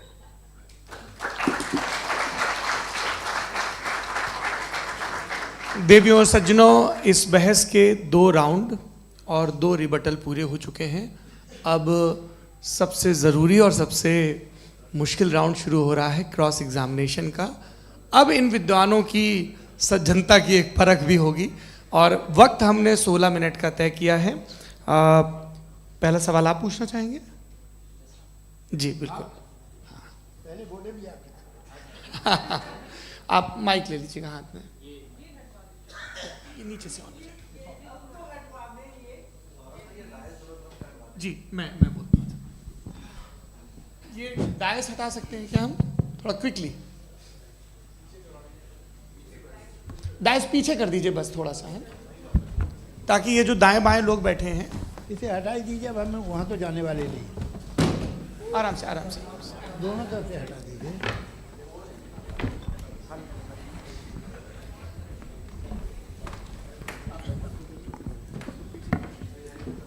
इस बीच आप लोग भी अपने अपने सवाल तैयार कर लें।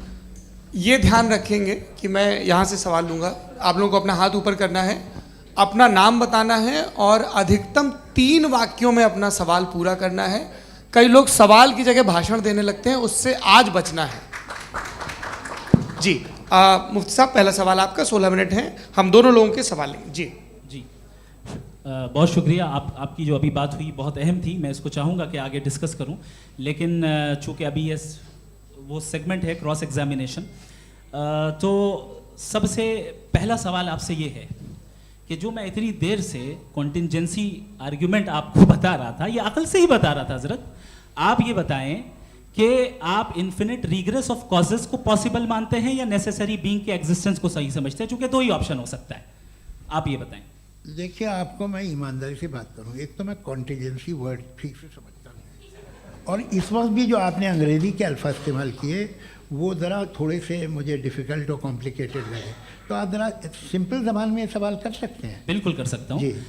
यूनिवर्स की हर चीज कॉन्टिंजेंट होने का मतलब ये है कि वो अपने एग्जिस्टेंस में किसी के ऊपर डिपेंडेंट है। जो भी चीज डिपेंडेंट होगी वो चीज इंडिपेंडेंट नहीं हो सकती, तो उसका कोई ना कोई कॉज होगा। तो अब आप क्या समझते हैं कि ये इन्फिनिट रीग्रेस है, यानी कॉज पर कॉज, कॉज पर कॉज, कॉज पर कॉज, और कभी कोई यानी ये एंडलेसली चलता रहा? क्योंकि अगर ऐसा होगा तो हम तो एग्जिस्टेंस में आते ही नहीं। लॉजिकली ये मुत्तफक अलैह चीज है, मुत्तफक अलैह, अग्रीड अपॉन। Okay, sorry. इस पे हमने एग्री किया था कि मुश्किल शब्द आएगा तो अर्थ बताना पड़ेगा। तो इन्फिनिट रीग्रेस तो पॉसिबल नहीं है, तो कहीं ना कहीं आपको रुकना पड़ेगा ऐसे नेसेसरी बीइंग पर। नहीं, कोई ज़रूरत नहीं रुकने की। किसने कहा आप रुकना पड़ेगा? आप रुकते हैं खुदा पे, आप नहीं रुकते। आप कहते हैं वो हमेशा से, जब उस वक्त से है जब वक्त नहीं था। आप कहाँ रुकते हैं कि अब हुआ था वो? आप नहीं कहते। हम क्यों नहीं मान सकते कि यूनिवर्स जो है और बल्कि मल्टीवर्सेस जो है वो हमेशा से हैं, वो बनती है, सब बिगड़ती contingent है। एक हमारे यहाँ एक चीज़ है ब्लैक होल, वो समेट लेता है वापस, फिर ब्लास्ट होता है, फिर फैल जाता है। और इसमें हमारी तो खैर कोई औकात ही नहीं है। इंसान की एक छोटे से ज़र्रे पे हम 50-60 साल की उम्र रखते हैं, जो करोड़ों अरबों साल की कायनात है उसमें, और पैदा भी नहायत ही बेहुदा वजह से हुए थे। तो इसमें ये सोचना कि इसकी वजूहात और ये क्यों है, ये डिपेंडेंट है, ये हम देख रहे हैं, क्या मालूम। आप सोचिए कि ये जो फैल रही है कायनात, ये कहाँ फैल रही है, ये कहाँ जा रही है, और ये फैल क्यों रही है? अरे बना ली थी तुमने, रुको भैया, हाँ काफ़ी है। ये फैल क्यों रही है? ये और कौन सी कायनात जिसे मैं दूरबीन से देखता हूँ तो 2 बिलियन लाइट ईयर पे है, उससे मेरा कोई वास्ता ही नहीं है। 2 बिलियन ईयर यानी अगर मैं 80,000 माइल्स पर सेकेंड से चलूँ तो 20 करोड़ साल में वहाँ पहुँच जाऊँगा। इसकी ज़रूरत क्या थी? ये दुनिया, ये कायनात तो इंसान अशरफुल मखलूक़ात के लिए बनाई गई ना। तो ये सब ये टर्म समझ में नहीं आया। इसमें कोई ख़ास समझने वाली बात थी भी नहीं। ये जो अल्टीमेट कहा यह जाता है कि ये जो पूरी यूनिवर्स है, ये जो दुनिया है, ये इंसान के लिए बनाई गई। अच्छा, ये सब इंसान के लिए। क्यों साहब, सही है ना? बिल्कुल, लेकिन इसका ये मतलब नहीं कि किसी चीज के पीछे रीजन आपको नहीं पता तो रीजन नहीं है। इसे कहते हैं नहीं, from limited perspective। मुझे नहीं पता, लेकिन मेरी जिम्मेदारी नहीं है। वो बिल्कुल सही कहा था उसने, बर्टन रसल ने। आपने उसे मजाक में टाल दिया कि भाई आप एक दावा कर रहे हैं, मैं क्यों कहूँ कि ये गलत है दावा? आप प्रूफ कीजिए, मेरे पे जिम्मेदारी ही नहीं है, मैंने थोड़ी कहा है। आप प्रूफ कीजिए कि ये सही है। आप आर्ग्यूमेंट ऑफ कंटिंजेंसी आप का जवाब कोई ही नहीं दे सवाल रहे हैं। पूछना चाहेंगे? है? आप सवाल पूछना चाहेंगे मुफ्ती साहब से? क्योंकि ये क्रॉस एग्जामिनेशन का दौर है। आप जैसे पहले बोल रहे थे फेथ को लेके कुछ। मैं ये पूछना चाहूँगा कि खुदा ने जो भी रेवलेशन किए हैं, एक मज़हब के नहीं बहुत से मज़हबों में किए हैं, अलग अलग रेवलेशन है। कहीं कुछ एक बातें हैं, कॉन्ट्रडिक्शन भी है आपस में, कहीं कुछ आप कर सकते हैं, कहीं कुछ नहीं कर सकते। ऐसा नहीं है कि सबकी कोड ऑफ मॉरल एक है। तो ये किस्सा क्या है? अब आप ये देखिए कि मुझे कभी कभी लगता है कि ये जो फुटबॉल फाइनल होता है, लाखों लोग होते हैं, फिर वो टीवी कवर करती, करोड़ों लोग, अगर उसमें खुदा की एक बूमिंग आवाज़ आ जाती, मैं गॉड हूँ, तो सारे लोग अभी सुन लेते और टीवी पे भी सुन लेते, किस्सा ख़त्म होता। ये इतनी राजदारी क्या है कि तुम सामने कुछ तो सबूत दे दो हमें सॉलिड।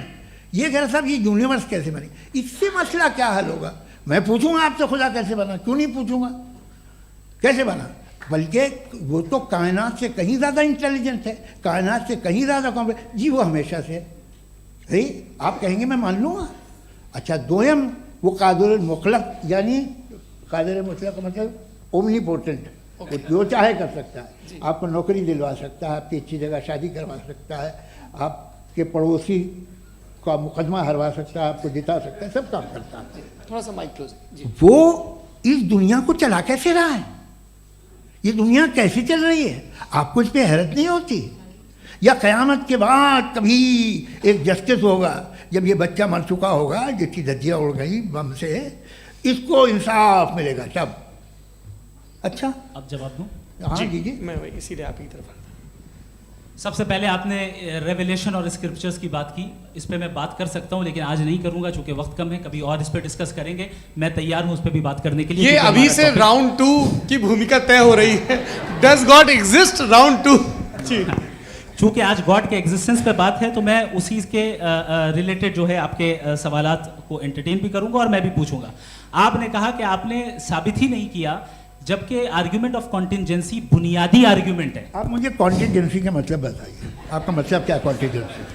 कॉन्टिजेंसी का मतलब यह हुआ कि हर वो वजूद जो किसी भी चीज का पाबंद है, हर वो वजूद या हर वो चीज जो अपने एग्जिस्टेंस में किसी भी चीज के पाबंद है और उससे बाउंड है, उसको उसकी ज़रूरत है, उस पर डिपेंड करती है, तो जाहिर सी बात है कि उसका कोई ना कोई कॉज होता है। ये तो अक्ल की बात है, ये आप रीजनिंग की बात करते हैं, मैं वही कर रहा हूँ। दूसरी चीज़ आपने ये बात कही कि इतने बिलियन लाइट ईयर्स दूर है, उसका मेरा क्या लेना देना। फिर मेरे ख्याल से आपको ये नहीं कहना चाहिए I think therefore I am an atheist. आपको सोचना चाहिए, सिर्फ आप एक लिमिटेड दायरे में रहकर नहीं सोचें बल्कि बाहर निकलकर सोचें। आपने तीसरा सवाल किया, आपने सर, 2-3 सवाल एक साथ किए। ऐसी बातें ना कीजिए, कुछ लोगों को इतराज हो जाएगा आप पे कि आप कुछ भी सोचें। ये इजाज़त आपको है नहीं, मुझे है।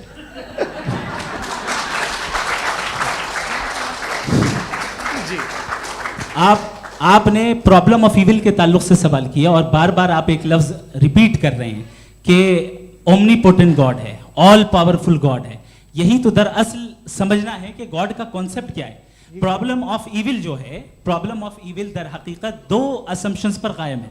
अगर आप इन 2 असम्पशंस को समझ जाएं तो ये प्रॉब्लम नहीं रहेगी, आर्ग्यूमेंट आपको समझ में आ जाएगी कि ये कोलैप्स कर जाता है।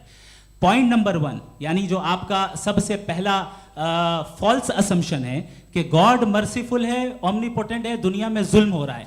लेकिन आपको ये समझना चाहिए कि हमारे वर्ल्ड व्यू के मुताबिक गॉड सिर्फ ओमनीपोटेंट और सिर्फ मर्सीफुल नहीं है, बल्कि वो ऑल वाइज भी है और वो ऑल नोइंग भी है। उसके हर काम के पीछे हिकमत और विजडम है। ये कोई जरूरी नहीं है कि वो हिकमत और विजडम आपको समझ में आए या मुझे समझ में आए। अगर आप जो समझ रहे हैं उसके मुताबिक आप फैसला कर रहे हैं, ये लिमिटेड पर्सपेक्टिव से आर्ग्यूमेंट है। और इस चीज को हम अपनी दुनिया में, अपने लाइफ में, डेली लाइफ में इस प्रिंसिपल को एक्सेप्ट करते हैं। हम जब किसी डॉक्टर के पास जाते हैं, डॉक्टर के पास जाकर वो अगर उसने हमें कोई दवाई दी है तो हम ये तो नहीं कहते कि जब तक आपके पास जितना नॉलेज और जितना विजडम नहीं है, आपने क्यों ये दवाई दी है, तब तक हम इस चीज को एक्सेप्ट नहीं करेंगे। नहीं कहते, हम उसकी अथॉरिटी को तस्लीम करते हैं। क्यों? क्योंकि उसकी हम जानते हैं कि वो नॉलेजेबल है, वो विजडम वाला है, हमसे ज्यादा नॉलेज और हमसे ज्यादा विजडम है। बताएं सर। मैंने डॉक्टर में और खुदा में बड़ा डिफरेंस है। डॉक्टर पढ़ा लिखा होता है एक, तो मैं उसकी बात सुनूंगा।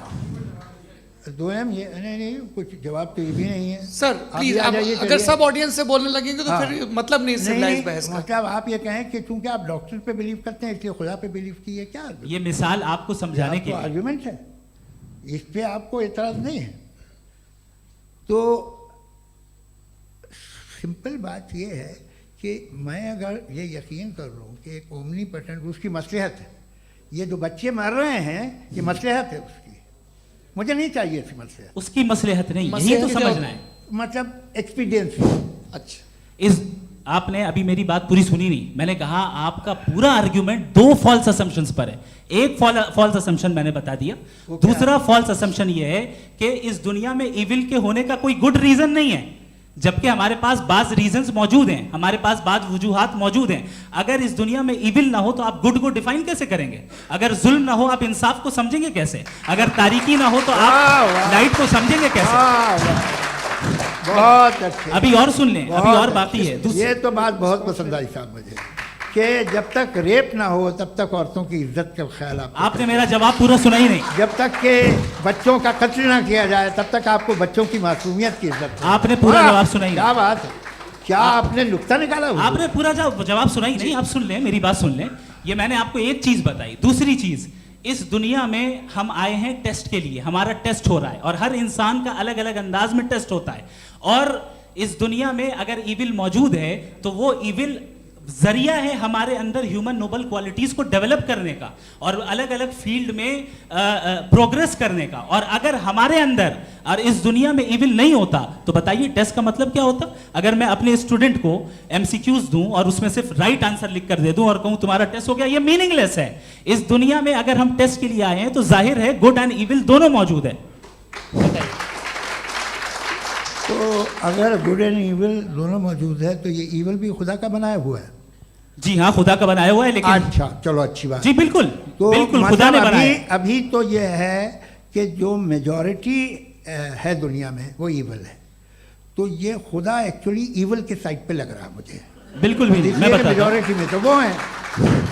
क्या बात कर रहे हैं भाई आप? मैं बहुत कोई भी जो मुंसिफ होगा, चाहे आपका अपना घर हो जिसके आप सबसे बड़े हैं, चाहे आपकी ऑर्गेनाइजेशन हो जो आप चलाते हैं, वहां पर आप इविल रखेंगे साबित करने को कि बाकी लोग शरीफ हैं। मेरी बात सुन क्या लें। ये आर्ग्यूमेंट ही गलत है? अगर- कि जब तक के कोई इविल नहीं होगा तब तक के शरीफ आदमी शरीफ नहीं लगेगा। अगर एग्जामिनर गलत ऑप्शन दे रहा है तो एग्जामिनर इविल नहीं हो गया, जो गलत ऑप्शन को सेलेक्ट कर रहा है वो फेल होगा।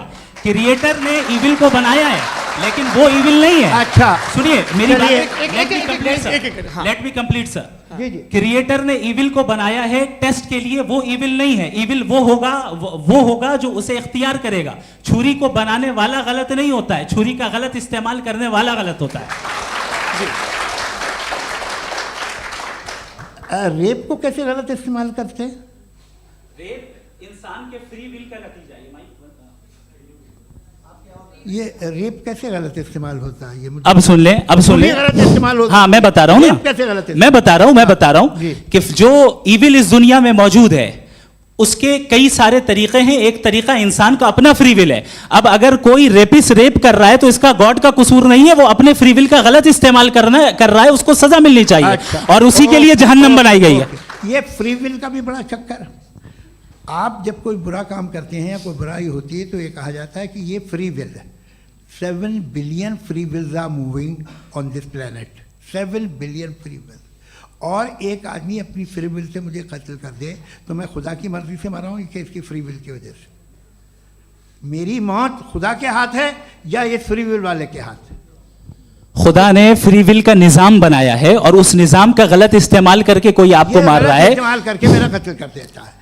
अब मेरी मौत का जिम्मेदार कौन है? वो इंसान जिम्मेदार है। वो इंसान। जी। तो ये कहना कि और उसको खुदा ही जिंदगी उसको देता सजा है, मिलेगी। तो अब आप आगे चलिए कि ये तय करना कि अल्लाह ही या खुदा, सॉरी अल्लाह ने, खुदा ही जिंदगी देता है, खुदा ही मौत देता है, ये गलत है। बिल्कुल गलत नहीं है। हाँ, नहीं, निजाम उसी ने बनाया फ्री विल का। निजाम मौत और हयात का उसी ने बनाया। You are contradicting yourself. अभी आपने कहा कि एक आदमी ने फ्री विल से आपको मार दिया, इसमें उसे फ्री विल दी गई थी, उसने गलत इस्तेमाल किया। 7 billion free wills are moving on this planet और आप चाह रहे हैं कि मैं सिर्फ खुदा का ध्यान करूं। ये 7 बिलियन फ्री विल्स को मुझे लुक आफ्टर करना पड़ेगा कि नहीं? ये तो तबाहियां कर रही हैं और तबाहियां ज़्यादा हो रही हैं। बिल्कुल। तो अगर आप बताएं अगर खुदा नहीं है फॉर एग्जाम्पल, हाँ। तो आप इविल को कैसे डिसाइड करेंगे? यानी how can you define evil objectively without God? देखिए, दुनिया में 2 तरह के जानवर हैं। एक जो अकेले रहते हैं जंगल में और एक जो ग्रुप्स में रहते हैं। ग्रुप में जो भी रहेगा, चाहे वो आपका फाउंडेशन हो, चाहे कोई क्लब हो, चाहे कोई पॉलिटिकल पार्टी हो, चाहे कोई यूनिट हो, उसमें आपको इंटरैक्ट करने के रूल बनाने पड़ेंगे। यानी लोग तय करेंगे। लोग तय करेंगे। अगर लोगों ने ये तय किया कि किसी का रेप करना सही है, आप जस्टिफाई करेंगे? नहीं, आपका फाउंडेशन तो ये हो गया ना कि लोग इविल डिसाइड दुनिया करेंगे। में- नहीं, अरे दुनिया में ऐसे ग्रुप्स हैं जो रेप को जायज़ मानते हैं सर्टेन हालात में। मैं डिटेल में नहीं जानूंगा, आप भी जानते हैं। ये जो आईसिस वाले थे, इन्होंने क्या किया था, तो उन्होंने क्या किया उसका खुदा से कोई ताल्लुक नहीं है सर। मैंने सिंपल सवाल किया कि इविल को आप डिफाइन करते कैसे हैं? आइए वापस आइए। जी। आप साथ में तभी रह सकते हैं जब कुछ आप ऐसे उसूल डेवलप करें जिसमें हर एक का बेसिक तहफ़्फ़ुज़, हर एक का बेसिक राइट हो और हर एक को कोई आराम मिले। यही तरीक़ा है किसी भी ऑर्गेनाइजेशन जिसमें एक से ज़्यादा लोग हैं और वो ऐसे चलती है ज़िंदगी। उसमें अगर आप गड़बड़ करेंगे तो तबाही होगी, नुकसान होगा, बर्बादियाँ आएंगी।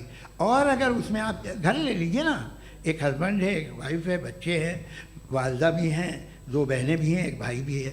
अब इसमें कोई निज़ाम आपको चाहिए साथ में रहने का, और एक दूसरे पे भरोसा रहे, एक दूसरे के बहीख्वाह हों, एक दूसरे की मदद करें, ऐसी जिंदगी। सर आपकी बात आ गई, आप ये कह रहे हैं कि लोग डिसाइड करेंगे क्या सही है क्या गलत है, यही है मेजॉरिटी डिसाइड करेगी क्या सही है क्या गलत है? अरे भाई बिल्कुल।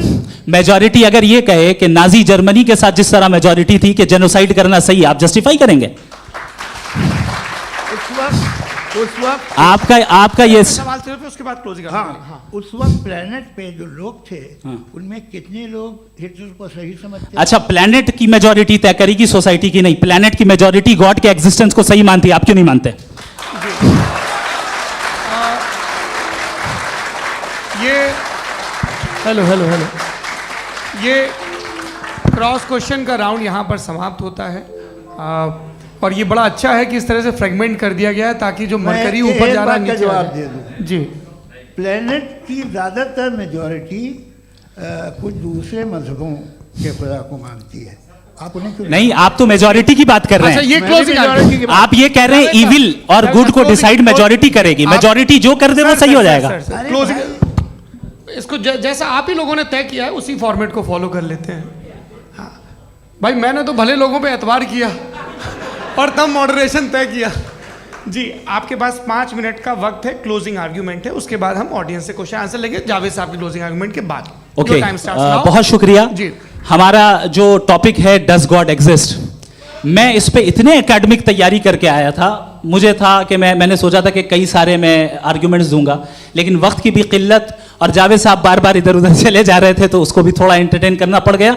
डज गॉड एग्जिस्ट पे मैं एक ही आर्ग्यूमेंट दे पाया, आर्ग्यूमेंट्स बहुत हैं और डेफिनेटिव आर्ग्यूमेंट्स हैं, और मेरे आर्ग्यूमेंट को किसी एक राउंड में भी इन्होंने एंटरटेन नहीं किया और रेफ्यूट नहीं किया, एक राउंड में भी नहीं, एक राउंड में भी नहीं। कौन सा? और ना ही अभी आपका क्लोजिंग आर्ग्यूमेंट आएगा नहीं, वो उसमें। बता देना। Argument of contingency sir. अरे मैं आपसे कई बार कह चुका हूँ कंटीजेंसी का मतलब अब मैं कैसे सर, समझाऊं प्लीज, आपको और आपस में हाँ, आप और प्लीज, कितने प्लीज, आसानी से समझाऊं मैं, मुझे तो नहीं समझ में आ रहा है बस। आप अपनी- sir, argument sir, of contingency Urdu में बोल सकते हैं। हाँ, आप अपनी बात पूरी कर लें जी। आखिरी 4 मिनट। दूसरी चीज, just a minute please ma'am, can I talk? दूसरी चीज ये है कि आपने एक तो इसका जवाब नहीं दिया, दूसरा आपने गॉड के ना होने पर कोई डेफिनेटिव आर्ग्यूमेंट नहीं दिया, सिर्फ मजहब पे बात कर रहे हैं आप। मजहब तो आज हमारा टॉपिक ही नहीं था, आज तो हमारा टॉपिक हो, आप मजहब से ले लेकर आईएस तक चले गए। भाई हमारा क्या ताल्लुक है उससे? We condemn them. और उसका गॉड से क्या ताल्लुक है? अगर कोई गलत काम कर रहा है, किसी ने किसी को कत्ल किया, किसी ने किसी का रेप किया, उसको सजा मिलनी चाहिए। और आपके पास कोई भी rational strong foundation of morality नहीं है। आपने कहा कि मेजॉरिटी तय करेगी सोसाइटी की, वो सही होगा। मैंने कहा हिटलर को फिर आप सही कहेंगे, नहीं, प्लैनेट की सोसाइटी की मेजॉरिटी तय करेगी। तो प्लैनेट की मेजॉरिटी गॉड के एग्जिस्टेंस को मानती है, आप कह रहे हैं ये रिलीजियस है। तो यानी आपके पास कोई स्ट्रॉन्ग फाउंडेशन नहीं है ऑब्जेक्टिव मोरालिटी का। ऑब्जेक्टिव मोरालिटी का अगर कोई फाउंडेशन है तो वो सिर्फ गॉड है, गॉड है, गॉड है। थैंक यू जी, ये मुफ्ती शमाइल नदवी साहब का क्लोजिंग आर्ग्यूमेंट था। अब हमारे पास जी ये बड़ा अच्छा है कि दोनों लोगों को मॉडरेटर से शिकायत भी और बोल रहे भाई हमारी शाबाशी भी तो करते चलो। अब मेरी बात जी, आपके पास जावेद अख्तर साहब 5 मिनट का वक्त है, ये आपका क्लोजिंग आर्ग्यूमेंट है, टाइम रीसेट कर दें जी। देखिए, बहुत सारी बातें हैं। गॉड का डेफिनेशन दुनिया के किसी भी रिलीजन में है कि वो ओमनीपोटेंट है, ओमनीप्रेजेंट है, he is just, he is kind, he loves you and so on. मैं जब दुनिया देखता हूँ तो मुझे कोई ऐसा सुप्रीम पावर यहाँ दिखाई नहीं देती है जो इंसान की बहबूदी के लिए कुछ कर रही हो, कमज़ोर को बचा रही हो, मदद कर रही हो, जालिम को पीछे हटा रही हो। मैं नहीं देखा, तारीख़ में नहीं। एक तो अगर है और ये देख रहा है तमाशा, तो उसका होना न होना बराबर है। दोयम ये कि ये जो है, जब आप ये कहते हैं कि कायनात जिसकी कंटीजेंसी है, मैं देखिए वो लफ्ज़ इस्तेमाल किया मैं, तो ये कैसे हो सकती है भाई? और फ़ौरन आप सरेंडर कर देते हैं कि जाहिर है कि इसका बनाने वाला तो इससे 10,000 गुना था कॉम्प्लिकेटेड होगा। उस पर आपके होने पे कोई इतराज़ नहीं है। उसे वो टाइमलेस है, वो पहले से था, टाइम तो बहुत बाद में आया। ये सब आप मानने को तैयार है जिसका आपके पास कोई सबूत नहीं, आपके पास कोई रीज़न नहीं है। आपकी तारीख क्या है मजहबों की? बिलीफ की जो खुदाओं का बिलीफ है ये कॉन्स्टेंटली गलत साबित होता रहा है। मतलब आप कहें कि अरिस्टोटल के ज़माने में तो सब जाहिल थे, वो भी इतने ही यकीन से खुदा पे यकीन रखते थे, जो अब नहीं रहा, ये भी नहीं रहेगा, आप लिख लीजिए। और इसके आसार आपको दुनिया में दिखाई देना शुरू हो चुके हैं।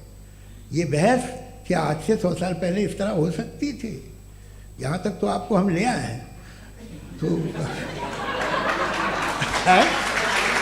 सर अरे इनको मदद की ज़रूरत नहीं भाई, ये सेल्फ सफिशिएंट आदमी है, आप क्यों इनकी मदद कर रहे हैं? Sir please. तो ये जो है तमाम बातें अपनी जगह हैं। ये एक पैकेज है। आप अकेले, कोई आदमी ऐसा नहीं जो सिर्फ गॉड को मानता हो, उसके साथ बहुत पैराफर्नेलिया आता है, अलग अलग पैराफर्नेलिया आते हैं। They have always created chaos in the society. मैं तो आपको सीधा ऑफर देता हूँ कि दुनिया में 10 इम्पॉर्टेंट बिलीव्स है।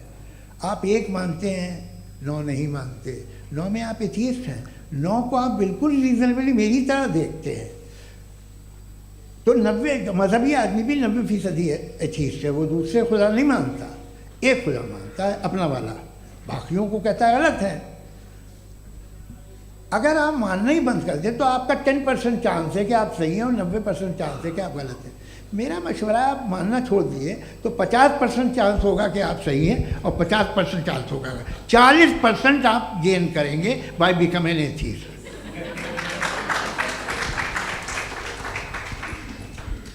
ये एक फरसूदा ख्याल है, ये ख़त्म हो रहा है। हो सकता है मेरी ज़िंदगी में ना हो, लेकिन ये हो जाएगा। जो बातें ये इनको आप मेटाफिज़िकल ये वो ऐसे रिस्पेक्टेबल टर्म दे दिए, ये तो उन लोग के हैं जिन्हें ना फिज़िक्स मालूम थी ना मेटा मालूम था, ये उन्होंने आपको दिए हैं। जी बहुत शुक्रिया आप दोनों लोगों का। और अब इस बातचीत का आखिरी राउंड शुरू होगा, डज गॉड एग्जिस्ट की ये बहस मुफ्ती शमाइल नदवी और जावेद अख्तर साहब के बीच। आप लोग अपने अपने हाथ ऊपर करेंगे, मैं यहाँ से तय करूँगा। और माइक हमारे पास है क्या? एक ही माइक है ऑडियंस के लिए? 2 माइक है, एक इस तरफ एक इस तरफ, ठीक है। तो जी सबसे पहले हमारी सहयोगी हैं मारिया शकील जी, पूछिए सवाल।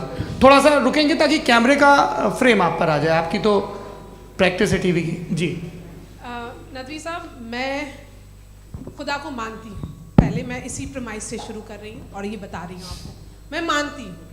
लेकिन कुछ सवाल हैं जो जावेद साहब ने उठाया, उसका जवाब आपको देना चाहिए।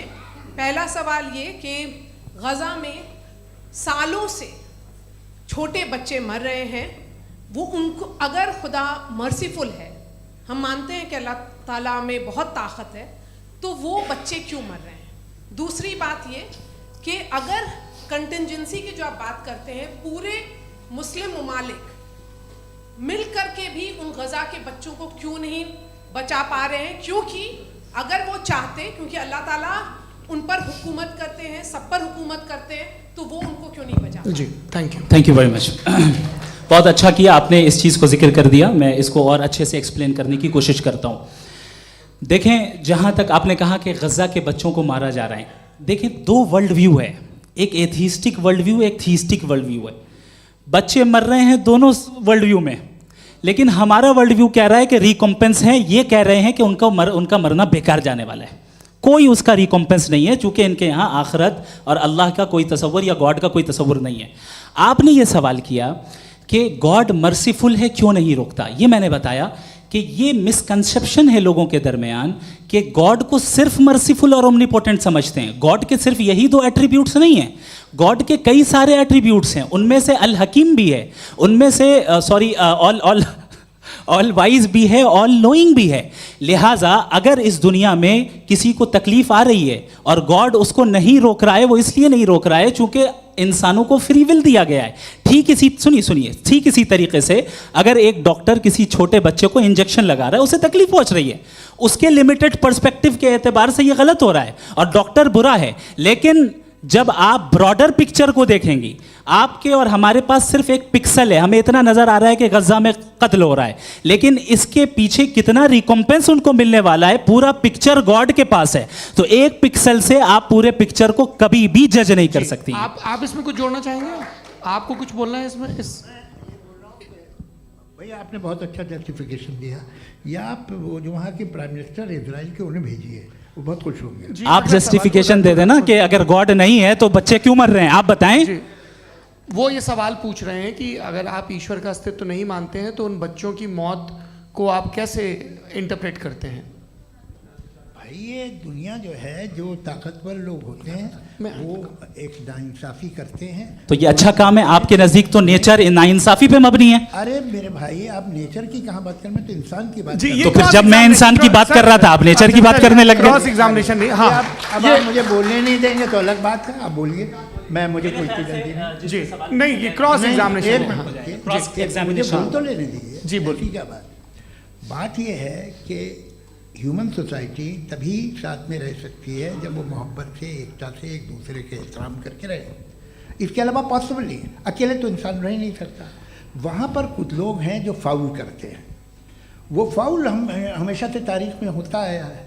आज ये हो रहा है, जो हो रहा है बहुत बुरा हो रहा है, बहुत जालिमाना है, बहुत जाबराना है।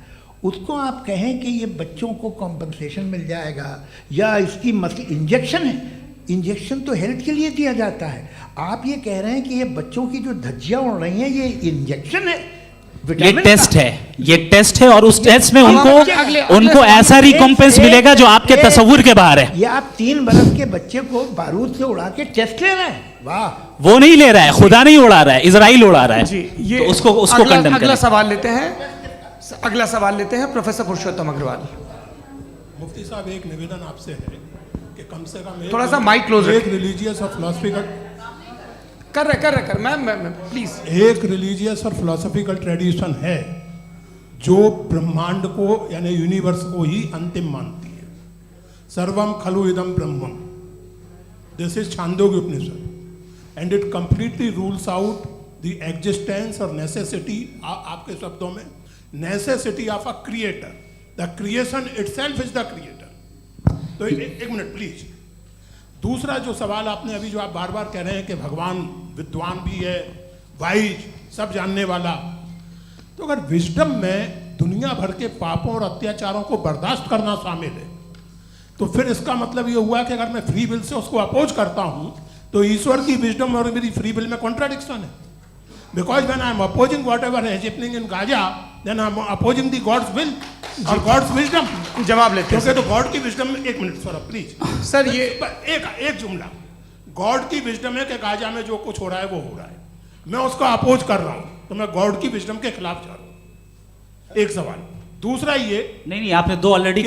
सर आप और सवाल कर लें, लेकिन मुझे दो जवाब दे सर, दें। सर, पहले आपने ये कहा, सुनिए मेरी बात सुनिए। भाई इजराइल के गॉड के मुताबिक तुम्हारा ठीक हो रहा है ना? नहीं हो रहा है, ठीक नहीं हो रहा है, मैं बता रहा हूँ क्या हो रहा है। आप तशरीफ रखिए, मैं बता रहा हूँ क्या हो रहा है। Let me complete please. एक सेकंड गाइस, एक सेकंड। ये देखिए, ऐसा है कि ये सब बड़ा आपस में विचार विमर्श के बाद ये तय हुआ था कि कुछ नियम बना लिए जाएं ताकि एक टाइम बाउंड बातचीत चले। और भाई साहब, आप बड़ा ज़रूरी काम कर रहे हैं, लेकिन कैमरे के फ्रेम में आके उस काम को गड़बड़ कर दे रहे हैं। ठीक है गुरु, अब मेरे को कहीं का गुस्सा कहीं निकालना था, सॉरी। नहीं, कोई गुस्सा नहीं है जी। तो प्रोफेसर ने सवाल पूछे, आप उनके जवाब दें, और थोड़ा ये सब लोग थोड़ा ख्याल रखें भाई, सवाल संक्षिप्त रखें जी। आपने दो सवाल किए। सबसे पहला ये कहा कि हमारे पास ये कॉन्सेप्ट है कि ये यूनिवर्स खुद नेसेसरी बीइंग है, creation itself is the creator. How irrational is this कि मैं एग्जिस्ट करूंगा बाद में, लेकिन अभी एग्जिस्ट कर भी रहा हूं, यानी एक ही टाइम में एग्जिस्ट भी कर रहे हैं, नहीं भी कर रहे हैं। This is not true. दूसरी चीज आपने कहा कि अगर इजराइल में, सॉरी माफ कीजिएगा, Israel doesn't exist, occupied Palestine में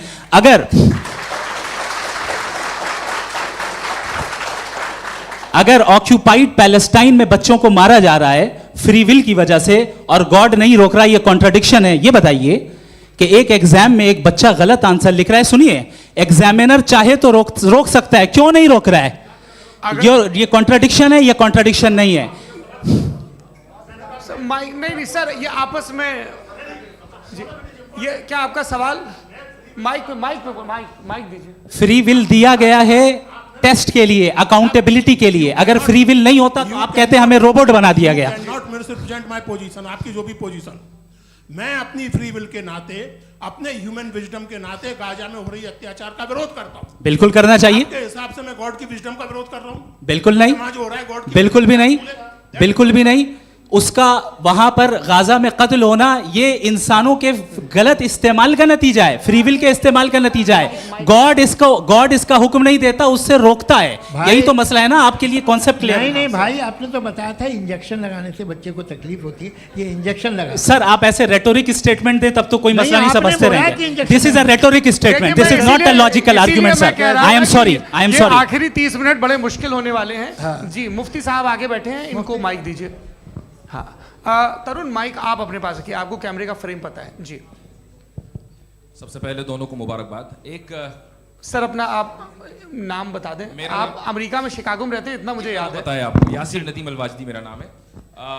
जावेद सर आपसे एक क्वेश्चन है इन्फिनिट रिग्रेस के ताल्लुक से। एक हाइपोथेटिकल सिनेरियो है, मसलन अगर आप सर माइक थोड़ा सा प्लीज क्लोज रखिए। ओके जी अगर आप शायर इसलिए हैं कि आपके कोई उस्ताद शायर थे, और वो इसलिए शायर थे कि उनके कोई उस्ताद शायर थे, और इसी तरीके से हम माजी में पीछे चलते चलते चले जाएं और कहीं ना रुके, तो माफ कीजिएगा आप कभी शायर नहीं हो सकते। लेकिन आप शायर हैं, आपका शायर एग्जिस्ट करता है, इसका मतलब ये है कि आप कहीं ना कहीं रुके हैं। तो मेरा सवाल ये है कि क्या आप इन्फिनिट रिग्रेस ऑफ कॉजेस को लॉजिकल फैलेसी मानते हैं या नहीं मानते? हाँ या ना? मैं इन्हें लॉजिकल फैलेसी नहीं मानता हूँ, लेकिन मेरा प्रॉब्लम यह है कि जब मैं नहीं मानता हूँ तो I will continue with this logic जो फैलेसी नहीं हो। आप एक जगह रुक जाते हैं जाके, आप कहते हैं ये गेंद कैसे बनी, ये जजीरा कैसे बना, ये समंदर कैसे बना, ये ज़मीन कैसे बनी, और अचानक गॉड पे जाके आपको ब्रेक लग जाता है। एक बार आप सवाल नहीं करते कि भाई इनको बनाने वाला तो इनसे भी कॉम्प्लिकेटेड होगा, वो कैसे बना, उसके बारे में आपने इत्मीनान कर लिया, वो हमेशा से है। तो अगर आप उसे हमेशा से मानते हैं तो फिर ये मान लीजिए कि कायनात हमेशा से है, क्या तकलीफ फिर हम वजूद में नहीं आते जी है? हम मौजूद नहीं। अच्छा सर क्यों नहीं हो मैं सकता? बताऊंगा प्लीज प्लीज। जैसे मैंने मिसाल दी आपके शेर, आपका शेर कभी वजूद में ना आता अगर शायर इसी तरह चलते रहते हमेशा। जी माइक मेरे ख्याल से एक सेकंड, इन्फिनिट रिग्रेस का कॉन्सेप्ट क्लियर नहीं हो पाया, ऐसे रहने दें, लेट्स मूव ऑन सर। ठीक है। हाँ थोड़ा सा मॉडरेटर का भी ख्याल रखें। नहीं आपने तो रखा है, आपने रखा है। यहाँ पे गौहर रजा साहब हैं, वो भी एक सवाल पूछना चाहते हैं। माइक नीचे से ऑन कर दिए नीचे। पहले तो ये कह दूं कि मैं उन बच्चों से शर्मिंदा हूं जिनको गज़ा में कत्ल किया गया, क्योंकि हमारे होते हुए कत्ल किया गया। लेकिन उससे ज़्यादा शर्मिंदगी इस बात से हुई कि मुझे लगा कि मुफ्ती साहब उसको जस्टिफाई कर रहे हैं। बिल्कुल भी नहीं, आप बहुत ही गलत मुझे बात लगा कह मैं गलत हो सकता हूं। बिल्कुल गलत मैं है। सवाल पूछ रहा हूं, सवाल मैं देखिए, सवाल अगर पूछ रहा हूं। एक मैं सेकंड, जावेद भाई गौर से साहब, एक डिसएग्री सेकंड, गौर करता साहब, हूं। एक सेकंड देखिए, अगर देखिए ऐसा एक सेकंड आप सर वेट अरे आप कुछ मेरे पहले मुझे अपनी बात कह लेने दीजिए। अगर ऑडियंस तय करेगी तो फिर मॉडरेटर का मतलब नहीं। मेरा आप सबसे ये कहना है, ये बहस दो लोगों के बीच में है, एक तरफ मुफ्ती साहब, एक तरफ जावेद साहब। पिछले 1.5 घंटे से ये लोग अपने अपने तर्क रख रहे हैं। आपकी इनसे इत्तेफाकी हो सकती है, ना इत्तेफाकी हो सकती है। मेरे उस्ताद मुझे सिखा गए हैं कि मुखामुखम में असहमति की गुंजाइश बची रहनी चाहिए। अगर मैं आपकी बहुत इज्जत करता हूँ गौहर साहब, आपने जो कमाल की किताबें लिखी, साइंटिफिक टेम्परामेंट, लेकिन मेरी ये गुजारिश है आप सब से कि यदि आप इन लोगों ने जो बोला उन पर टिप्पणियां करेंगे तो ना वक्त की पाबंदी रहेगी, ना वो अनुशासन। आप सवाल पूछ लें, उस सवाल में जो बात आ जाए वो आ जाए। मैं जावेद साहब से डिसएग्री करता हूं, इसलिए जावेद साहब से सवाल पूछ रहा हूं। आपका सवाल जावेद अख्तर साहब से। और सवाल ये है मेरा कि जावेद साहब ने कई बार लॉजिक का इस्तेमाल किया कि साइंस में लॉजिक है और रिलीजन में लॉजिक नहीं है। मेरा ख्याल ये है कि रिलीजन में भी लॉजिक है, लेकिन उस लॉजिक की बेसिस ये है कि आप रुक जाते हैं, जिसका जिक्र जावेद साहब ने बार बार किया, यानी खुदा के तसव्वुर पे आते हुए, गॉड के तसव्वुर पे आते हुए रुक जाते हैं। और इसमें सवाल पूछना मतलब फॉरबिडन होता है। सवाल ये है कि क्या जावेद साहब इससे एग्री करते हैं कि साइंस की लॉजिक अलग है और रिलीजन की लॉजिक अलग है? बताइए सर। देखिए 3 चीज़ें हैं, साइंस है, एक है मंतिक है, इस्तिदलाल है, और एक जो है कुछ भी नहीं है, फेथ है, अकीदा है। मैं अकीदे की लॉजिक का कायल नहीं हूँ। मुझे आप इस्तिदलाल से, लॉजिक से, रीज़न से समझाइए, मैं मानने को तैयार हूँ, मेरा क्या नुकसान होगा। लेकिन ये कि अकीदे पे मैं नहीं जा सकता हूँ। अकीदे का मतलब है कि तुम ये मान लो, सवाल ना करो, ये नहीं। आप सारी बातें करके, बड़ी साइंटिफिक बातें करके एक जगह जाके खुदा के हुदूद पे रुक जाते हैं, सरेंडर कर देते हैं। मैं सरेंडर करने को तैयार नहीं। That's all. जी, ये आगे सर बैठे हुए हैं, इनको माइक दीजिए। भाई वो आप पूछना चाह रहे थे ना भाई? हाँ, नहीं मैं ये थैंक यू। जी, आपका नाम? आसिम इफ्तिखार। आसिम जी, पूछिए। सर, जावेद सर से सवाल है कि आपने अपने क्लोजिंग माइक थोड़ा करीब रखिए। अपने क्लोजिंग स्टेटमेंट में ये बात कही थी कि मज़हब का जो फ्यूचर है वो ज़्यादा दिन नहीं जाने वाला है, लेकिन मैं देख पा रहा हूँ कि जो ऑक्सफोर्ड यूनिवर्सिटी की एक स्टडी है 2011 में हुई है, जिसके 50 एकेडमिशियंस ने इसको अंजाम दिया था, उसमें वो ये कहते हैं कि जो फेथ इन गॉड है वो इनबिल्ट है ह्यूमन नेचर के अंदर, जिसको हम कहते हैं फितरत के अंदर शामिल है वो। और वो ये कहते हैं कि अगर कोई ये समझता है कि मज़हब को वो ख़त्म कर देगा तो ये उसकी गलत फहमी है। तो आप इसके बारे में, इस स्टडीज़ के बारे में क्या कहते हैं? ठीक है, मैं उनसे एग्री नहीं करता हूँ। वो कौन से प्रोफेसर होंगे, ऐसा इनके क्या पास डेटा है, इन्होंने डेटा के बेस होगा। डेटा क्या हो सकता है? फ्यूचर का डेटा तो नहीं हो सकता ना उनके पास, प्रेजेंट का डेटा हो सकता है। डेटा आपने सुना 100 साल पहले का बाद का डेटा? मैंने तो नहीं सुना आज तक। तो आज उनकी ये राय है और होगी राय, ठीक है। दुनिया में तरह तरह की राय है लोग, लेकिन मैं समझता हूँ कि वक्त के साथ इंसान ज़्यादा से ज़्यादा रीज़नेबल और लॉजिकल होता जा रहा है। आज आप देखिए वेस्टर्न यूरोप में क्या परसेंटेज है नॉन बिलीवर्स की, बहुत हाई। वहाँ चर्च खाली पड़े होते हैं। तो अल्टीमेटली तो इंसान कोई ऐसी बात बहुत अरसे तक नहीं मान सकेगा, चाहे गलत या सही, जो उसे, उसके दिमाग को, उसके जहन को, उसकी लॉजिक को अपील न करे। वो कह रहे हैं तो ऑक्सफोर्ड के होंगे तो कैम्ब्रिज के होंगे, तो मुझे क्या लेना देना। उनका डेटा मुस्तकबिल का नहीं हो सकता है। जी। दीपक, हाँ पूछिए। मैं आऊँगा, अभी पीछे की साइड भी आऊँगा, माइक वहीं भेजूंगा 2-3 साल के लिए। जी जावेद साहब, आपसे सवाल है। नमस्ते। अरे भाई सर, अगर आप ही लोग तय करना है तो फिर 200 लोग तय कर लें। ये एक साहब पूछ नहीं रहे सर, हैं। Please don't do this sir. Sir, everybody has a right sir, but we can only take Okay. Selected questions. No no sir, अरे ये भाई, यंग लोग भी आराम हैं से। तो इनकी ये एक अब बात उतने यंग, सुनिए। भाई आप यंग हैं कि नहीं हैं? एक मिनट, वो कह रहे हैं वो भी आइए, यंग हैं पूछ रहे हैं ना साहब, भाई। आप उनकी नौजवानी पर दावा उनको ही करने थे। हाँ मुफ्ती साहब, आप यंग, हाँ पूछे। अरे भैया सर, मेरा सवाल ये है। कुछ इनसे भी तो पूछो। जी हाँ। नहीं, बस आपसे एक सवाल है। जैसे थीस्टों के पास, अपने जो ईश्वर को मानते हैं, उनके पास अपने सोशल गेट टुगेदर्स हैं। 5 रोज़ क्रिसमस आने वाला है, होली है, दिवाली है, ईद है। एथिस्ट क्या ऑफर कर रहे हैं? मतलब मैं इनकी दुकान से बोलूं, मैं आना चाहता हूं उस तरफ, पर मैं अट्रैक्ट नहीं हो पा रहा हूं। मैं सोशल गेट टुगेदर्स क्या है आपके पास? वो ये कह रहे हैं कि जो धार्मिक लोग हैं, अलग अलग धर्म के लोग, उनके उत्सव त्योहार, कॉन्ग्रीगेशन बड़ी अच्छी बहुत बात। हैं। अब आपको मैं एक सुनाता हूँ, यहाँ हिस्टोरियन भी बैठे हैं। मृदुला जी, आप बताइएगा सही है कि नहीं। ये एक कॉन्स्टेंटाइन, एक ग्रीक रोमन बादशाह था, जो क्रिश्चियनिटी आने के 400 साल बाद उसने डिसाइड किया कि मैं क्रिश्चियन हो जाऊंगा, मेरी पूरी स्टेट कैंसिल हो जाएगी। उस ज़माने में ऐसे ही होता था, राजा जो धर्म इख्तियार करता था वो जनता भी कर लेती थी। इसलिए कि वो हो गया था बैंकक्रप्ट, और उसे जो मेडिटेरियन कोस्ट के रिच क्रिश्चियन वो थे मर्चेंट, उससे पैसा चाहिए था। तो उसने कहा यार क्रिश्चियन हो जाओ। तो उसने अपने वजीर से कहा कि भाई ये हिस्ट्री है कि अब हम लोग क्रिश्चियन हो जाते हैं। कहते सर हो जाएंगे, कोई प्रॉब्लम नहीं है, लेकिन एक प्रॉब्लम ये है कि 17 दिसंबर से 25 दिसंबर तक जो पेगन फेस्टिवल होता, जो पेगन जो फेस्टिवल होता है वो बंद हो जाएगा, इसलिए कि हम क्रिश्चियन हो गए तो होगा नहीं। तो वो बच्चों को बहुत बुरा लगेगा, पब्लिक को बहुत इन्जॉय करते हैं, ख़ासतौर से 25 को मेन डे। उसने कहा हाँ ये तो सही कह रहे हो, ये जीसस क्राइस्ट की पैदाइश कब थी? कहते साहब वो अप्रैल में थी। नहीं, कट करो, वो 25 दिसंबर को है। यह हकीकत है। जी। और 400 साल बाद क्रिश्चियनिटी के अप्रैल से दिसंबर ले आए, और इसलिए कि यहाँ पेगन फेस्टिवल होता था। अब मनाते हैं आप आराम से। ये जो सारे फेस्टिवल हैं ये रिलीजन से, हर एक को एक इंटरटेनमेंट डिपार्टमेंट चाहिए होता है अपनी कंपनी चलाने के लिए।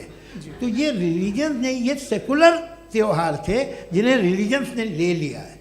ये मौसम के थे, फसलों के थे, किसानों के थे, उसको आपने लेके रिलीजियस रंग दे दिया। ये कोई रिलीजन से थोड़ी आए हैं आप। अच्छा हमें देखिए, हम तो मुल्द हैं, हम ईद मनाते हैं, हम दिवाली मनाते हैं, हम होली मनाते हैं, हम क्रिसमस मनाते हैं। बम्बई की फिल्म इंडस्ट्री की सबसे बड़ी होली हमारे घर में होती है, सबसे बड़ी ईद हमारे घर में होती है। वो हमारे सोशल वो है, हमारा हेरिटेज है। ऐसा थोड़ी है कि we will throw the baby along with the water. ये तो अच्छी चीज़ है, इन्हें रखो, जो बेकार है फेंक दो। जी हाँ। हेलो जी, मेरा सवाल नादवी जी से है। जैसा कि आपने बोला कि गॉड टाइम के भी परे हैं और गॉड इतनी कॉम्प्लेक्स चीज़ है कि उसे ह्यूमन माइंड समझ नहीं सकता, और गॉड ने अर्थ पे फ्री विल भी दे दी है, तो आप अपना वक्त ज़ाया क्यों कर रहे हैं गॉड के बारे में बात करके? अपन को तो बात करनी चाहिए कि सोसाइटी को बेहतर कैसे करें। जी, मैं गॉड वही बताता है सोसाइटी को कैसे बेहतर करे। अभी मैं आपका जवाब देता हूँ। आपने कहा कि टाइम पे वो एग्जिस्ट नहीं करता, सो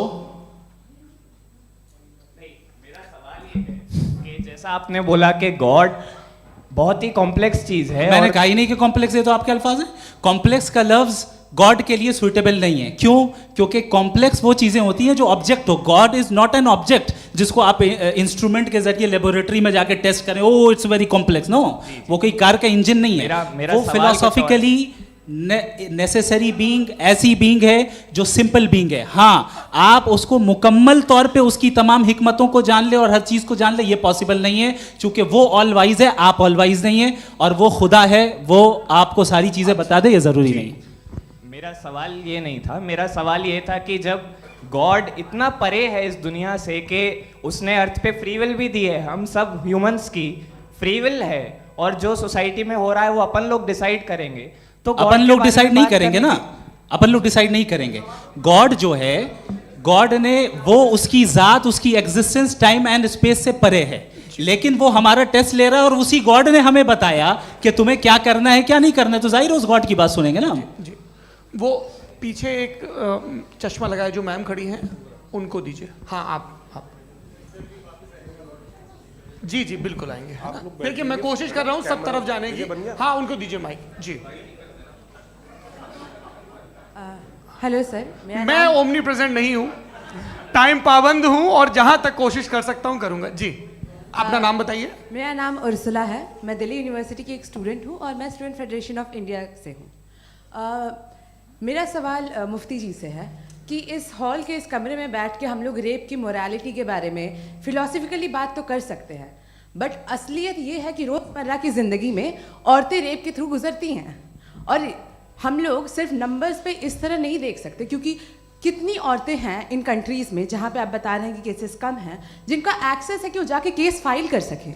कितनी औरतें हैं जो जिनको काम करने की आज़ादी है उन कंट्रीज़ में। यूरोप में ये आज़ादी आ गई, यूरोप में ये रूल्स आ गए, तो हम आज उसके बारे में बात कर पा रहे हैं। जी जवाब। आपने ये कहा कि कमरे में बंद होकर हम लोग इस पर फिलोसफिकली बात कर सकते हैं, लेकिन हकीकत में क्या हो रहा है, वो ग्राउंड लेवल पे क्या हो रहा है जो बहुत गलत हो रहा है, और वो सफ़र कर रही हैं। आई अग्री, बहुत गलत हो रहा है, और जो गलत हो रहा है उसको हमें रोकना है। और क्यों रोकना है, वो गलत क्यों है? हमारे पास इसका ऑब्जेक्टिव फाउंडेशन है, इनके पास उसका ऑब्जेक्टिव फाउंडेशन नहीं है। मैं ये कहना चाह रहा हूँ कि जहाँ पे भी जुल्म हो रहा है, जहाँ पे भी औरत पे जुल्म हो रहा है, या उसकी इज्जत लूटी जा रही है, या उसे तकलीफ पहुँचाई जा रही है, और सिर्फ औरत नहीं, किसी इंसान के ऊपर भी जुल्म हो रहा है, तो उसके खिलाफ खड़ा होना, ये मॉरलिटी हमारे पास गॉड के पास से आई है। वरना जावेद साहब तो कह रहे हैं कि जो है मेजॉरिटी डिसाइड करेगी, तो मेजॉरिटी तो कभी भी बदल सकती है। क्या आप हाँ। ये थोड़ी सी आपको गलतफहमी है। मैं अगर मेरे जुमले से ये मजमूआ निकला या मैंने कहा, तो ये जुमला मैं वापस लेता हूँ। ये मेरा मतलब ही नहीं था कि मेजॉरिटी डिसाइड करेगी। मेजॉरिटी डिसाइड करे तो दुनिया में बड़ी, वैसे आपने कहा था ये जुमला। अच्छा हो, मैं मान रहा हूँ, बाद में रिकैप कर लेंगे। अरे एक सेकंड, मैं अपनी एक्सप्लेनेशन देता हूँ। मुनासिब बात यह है कि हम सब के सब दिल में जानते हैं कि क्या अच्छा है क्या बुरा है, हमें पता है अच्छी तरह से। जो लोग बुरे काम करते हैं उन्हें भी मालूम अच्छा क्या है। यही तो सवाल था हजरत, कि फिर ये मोरालिटी आई कहाँ से? Cross examination. हाँ जी हाँ। मोरालिटी साथ रहने की डिजायर से आई है। यानी साथ रहकर जो कुछ कह दे, जो कुछ कर दे, वो हो जाएगा? नहीं नहीं, तो आप कायदे से रह ही कर सकते हैं जब तक लोगों में मोरालिटी हो, वरना क्यास हो जाएगा। ये आपको कैसे पता? जी, हमने देखा ना जहाँ मोरालिटी का क्यास हो गया, हम देखते हैं। कहाँ पे देखते भाई हैं? दुनिया में आप जो कह रहे हैं, आप कहीं पे अगर गलत हो रहा है इस बहस तो के उसको बाद आप मैं गलत देखिए। आप एपिस्टेमोलॉजी की बात कर रहे हैं, मैं ऑन्टोलॉजी की बात कर रहा हूँ। मैं इस बहस के बाद आप दोनों लोगों को चाय पे होस्ट करूंगा, वहां पे क्रॉस एग्जामिनेशन कर लीजिएगा। अभी ऑडियंस का हक मार रहे हैं आप लोग भाई, सर जस्ट लोग हैं आप लोग। और ये भाई ये हाँ, उधर आएंगे, उधर इनको आएंगे। जी सर, आएंगे। अच्छा सर मेरा नाम लईकुर रहमान है और मैं अलीगढ़ मुस्लिम यूनिवर्सिटी का स्टूडेंट हूँ। और जहाँ तक मुझे पता है कि sir you are also product of Aligarh Muslim University. मैं भी उसी चमन का बुलबुल। हाँ सर, तो बड़ी खुशी हुई मुझे जान करके कि मैं आपसे मिलूंगा। सवाल सर, मेरा सवाल यह है, सर सैयद अलैहिर्रहमा का नज़रिया ये था कि खुदा के वजूद को अक़ल के दायरे में रह कर के तलाश करना, न कि पूरी तौर से उसका इनकार कर देना। Sir how will you define it? नहीं तो ये तो आप इन्हें बताइए। ये सवाल आपसे खुदा का वजूद साबित कर रहे हैं। तो सर आपने इनकार कर रखा है, इस वजह से मेरा क्वेश्चन उन्होंने यही एक सेकंड सर सैयद ने यही कहा ना कि अक्ल से आप खुदा के वजूद को साबित नहीं कर सकते, यही कहा ना भाई। वो उन्होंने कहा कर सकते हैं और वो कर दिया गया आज। वो फोन दो। तलाश करना या साबित करना अक्ल से नहीं हो सकता। अरे सवाल तो सुन लीजिए जी। अक्ल से नहीं हो सकता है, यही कहा ना आपने। अक्ल से हो सकता है। अरे वो यही कह रहे हैं भाई, आप बता रहे हो सकता है, वो तो कुछ और। आप अगर सर देखो नौजवान फोन ले लो, वो इतनी कमाल की यूनिवर्सिटी है। अरे भाई दे दो जरा, एक मिनट दे दो भाई, मेरी बात सुनो। माइक पे बोलो ताकि जो लाखों लोग देख रहे हैं। माइक दे दो ना। अरे देंगे ना माइक, तुम ठहरो तो। हाँ सर, मेरा सवाल ये था कि सर सैयद अलैहिर्रहमा का एक नज़रिया था अपना कि खुदा का जो वजूद है उसको अक़ल के दायरे में रह कर के तलाश करना है, न कि पूरे तौर से इनकार कर देना है। ये उनका कॉन्सेप्ट था। लेकिन मेरा सवाल ये है कि आप इसको कैसे डिफाइन करते हैं, एक्सप्लेन कैसे करेंगे? मैं आपसे जानना चाहता हूँ, क्योंकि you are the product of Aligarh Muslim University. मुझे अक़ल के दायरे में रख के मैंने बहुत तलाश की, मुझे मिला नहीं। हाँ ये इधर वो चश्मा लगाए जो, हाँ उनको दे दीजिए। जी फटाफट पूछिए, बस 5 मिनट है, 5 मिनट में खत्म हो रहा है। हाँ अस्सलाम वालेकुम मुफ्ती साहब। एंड मेरा सवाल जावेद अख्तर साहब से। क्या नाम है आपका? अरे भैया सब मुझे पूछ रहे हो। फैज पूछिए फैज साहब। तो मेरा सवाल ये है कि अभी जो एथियस्ट है वो problem of evil argument use कर रहे हैं अगेंस्ट मुस्लिम्स, राइट? कि इस दुनिया में इतना सारा ईविल है और अगेंस्ट मुस्लिम तो यहाँ अगेंस्ट थियस्ट। हाँ थोड़ा सा करेक्ट कर लीजिए भाई। पूरी मशक्कत ही इसी बात की थी कि किसी एक मजहब पे बात न टिके। जी, तो बेसिकली ये आर्ग्यूमेंट ऐसा है कि इस दुनिया में इतना ज़्यादा ईवल एग्जिस्ट करता है और अगर एक ऑल गुड गॉड है तो वो रोकता क्यों नहीं है? लेकिन इस सवाल में एक हिडन अजम्पशन ये है कि इस दुनिया में ईवल एग्जिस्ट करता है। अब एथियस्ट ये कैसे ऑन्टोलॉजिकली प्रूव कर सकते हैं कि इस दुनिया में ईवल एग्जिस्ट करता है? मैं आपको बताता हूँ, थोड़ा सा समझा। नहीं सर, हम लोग इनको सुनिए। नहीं please don't do. I want to explain ontologically. हम समझ गए सर, इनको अब जवाब देने दीजिए। अच्छा सवाल पूछ लो। मैं अभी तक क्या था वो मैं थोड़ा सा ऐड ऑन कर लेता हूँ। तुम गुरु, तो हम जब इसका राउंड 13 करेंगे ना तब तुमको स्टेज पे बिठाएंगे। जी तो हाँ जल्दी से।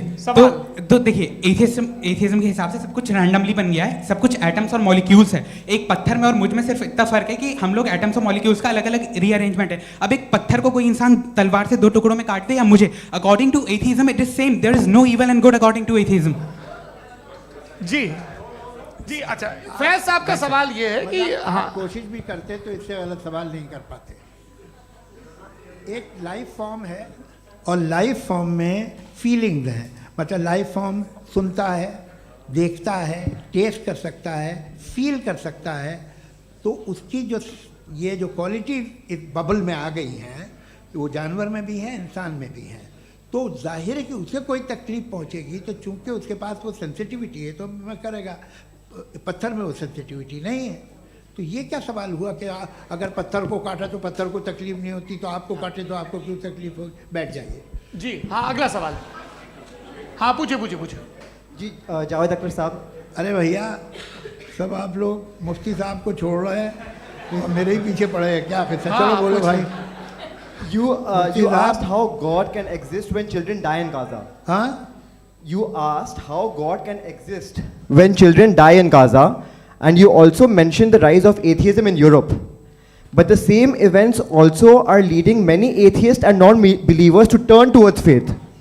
How do you interpret this contradiction, where suffering pushes some away from God, yet brings others closer to belief? देखिए, आपको एक बात बताऊं, दुनिया परफेक्ट तो कहीं भी नहीं है, हर जगह कुछ खामियां हैं। बेटा एक मिनट, मैं आप ही को कहेंगे, देखो वो तो कुछ खामियां, कमज़ोरियां, खराबियां सब जगह है। लेकिन अगर देखोगे ईमानदारी से कि दुनिया सबसे ज़्यादा महज़ब कहाँ है, एक आम शहरी को कहाँ हुकूक हासिल हैं, वो बोल सकता है, अपनी मर्ज़ी से काम कर सकता है, अपनी मर्ज़ी से राय दे सकता है, हुकूमत के ख़िलाफ़ बोल सकता है, बरसरे इक़्तिदार लोगों के बारे में बोल सकता है, सरमायादारों के ख़िलाफ़ बोल सकता है। तो आपको ये स्कैंडिनेवियन कंट्रीज़ में मिलेगा, वेस्टर्न यूरोप में मिलेगा। मैं नहीं कह रहा वो परफेक्ट है, बिल्कुल नहीं, वहाँ बहुत ख़राबियाँ भी हैं, परफेक्ट तो कोई। लेकिन जिन जिन मुल्कों में, लैटिन अमेरिका देखो, गल्फ़ देखो, वहाँ पर आपको ये ज़रूर है कि रेप नहीं होते होंगे। रेप की ज़रूरत क्या है भाई, उसको तो ख़रीद लो, घर में रखो, सड़क पर रेप करने की क्या ज़रूरत है। मगर सुनिए सुनिए सुनिए, मगर हकीकत ये है कि वहाँ शख्सी आज़ादी राय देने की, बोलने की नहीं है। जी, ये एक आखिरी सवाल मुफ्ती साहब से। हाँ मैम, इनको माइक दीजिए। शुक्रिया। मेरा नाम मनीषा है, मैं हरियाणा से आई हूँ। मैं मुफ्ती साहब से एक बात पूछना चाहती हूँ। आप बार बार जावेद साहब को कॉन्ट्राडिक्ट तो कर रहे हैं कि आपने ये कहा, लेकिन आप भी अजम्पशंस के बेसिस पे बात कर रहे हैं। आपने खुदा के होने का कौन सा प्रूफ पेश किया है, खुदा की एग्जिस्टेंस का? अब इस सवाल को अलग रहने दीजिए, कौन एथीस्ट है कौन नहीं है। और दूसरी बात जो आपने एक छोटी सी कही थी कि ये फ्री विल का इस्तेमाल करता है इंसान अपनी, लेकिन उस फ्री विल का इस्तेमाल में मतलब खुदा ने ये दे दी सबको ये इजाज़त कि वो कितना घिनौनापन और कितने ज़्यादा ख़राब से ख़राब तरीके इस्तेमाल कर सकता है। जवाब सुनते जी। आप फ्री विल को मानती है ना, या अब कहती है कि फ्री विल नहीं है ना, मानती है ना? तो अब आपके पास इसका कोई एक्सप्लेनेशन नहीं है कि अगर एक इंसान उस फ्री विल का इस्तेमाल करके गलत काम कर रहा है और बच के अच्छी ज़िंदगी गुजार के निकल जा रहा है, उसका कोई रिकम्पेंस नहीं है। हमारे वर्ल्ड व्यू में जो इंसान गलत काम कर रहा है उसको भी रिकम्पेंस यानी उसका बुरा बदला मिलना है, और जो सही काम कर रहा है उसको सही बदला मिलना है। लिहाजा जो फ्री विल है वो इस तरीके से है कि एक लिमिटेड टाइम तक खुदा ने मोहलत दी है। ऐसा नहीं कि छूट दे दी, जो करना है करते रहो हमेशा। वक्त आएगा जब एग्जाम का टाइम खत्म होगा तब रिजल्ट आएगा, दौराने एग्जाम जबरदस्ती आपको नहीं बताया जाएगा। अरे भाई एक सेकंड, जी सवाल मुफ्ती साहब से मेरा, मुफ्ती साहब से,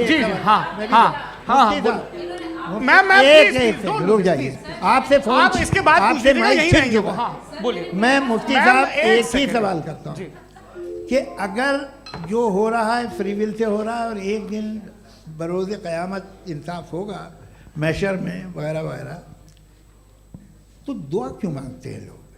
दुआ मांगते हैं इसके मतलब है अभी भी उसने ये डिपार्टमेंट रखा है कि मैं रोज़मर्रा की ज़िंदगी में बिल्कुल बिल्कुल ही कैन।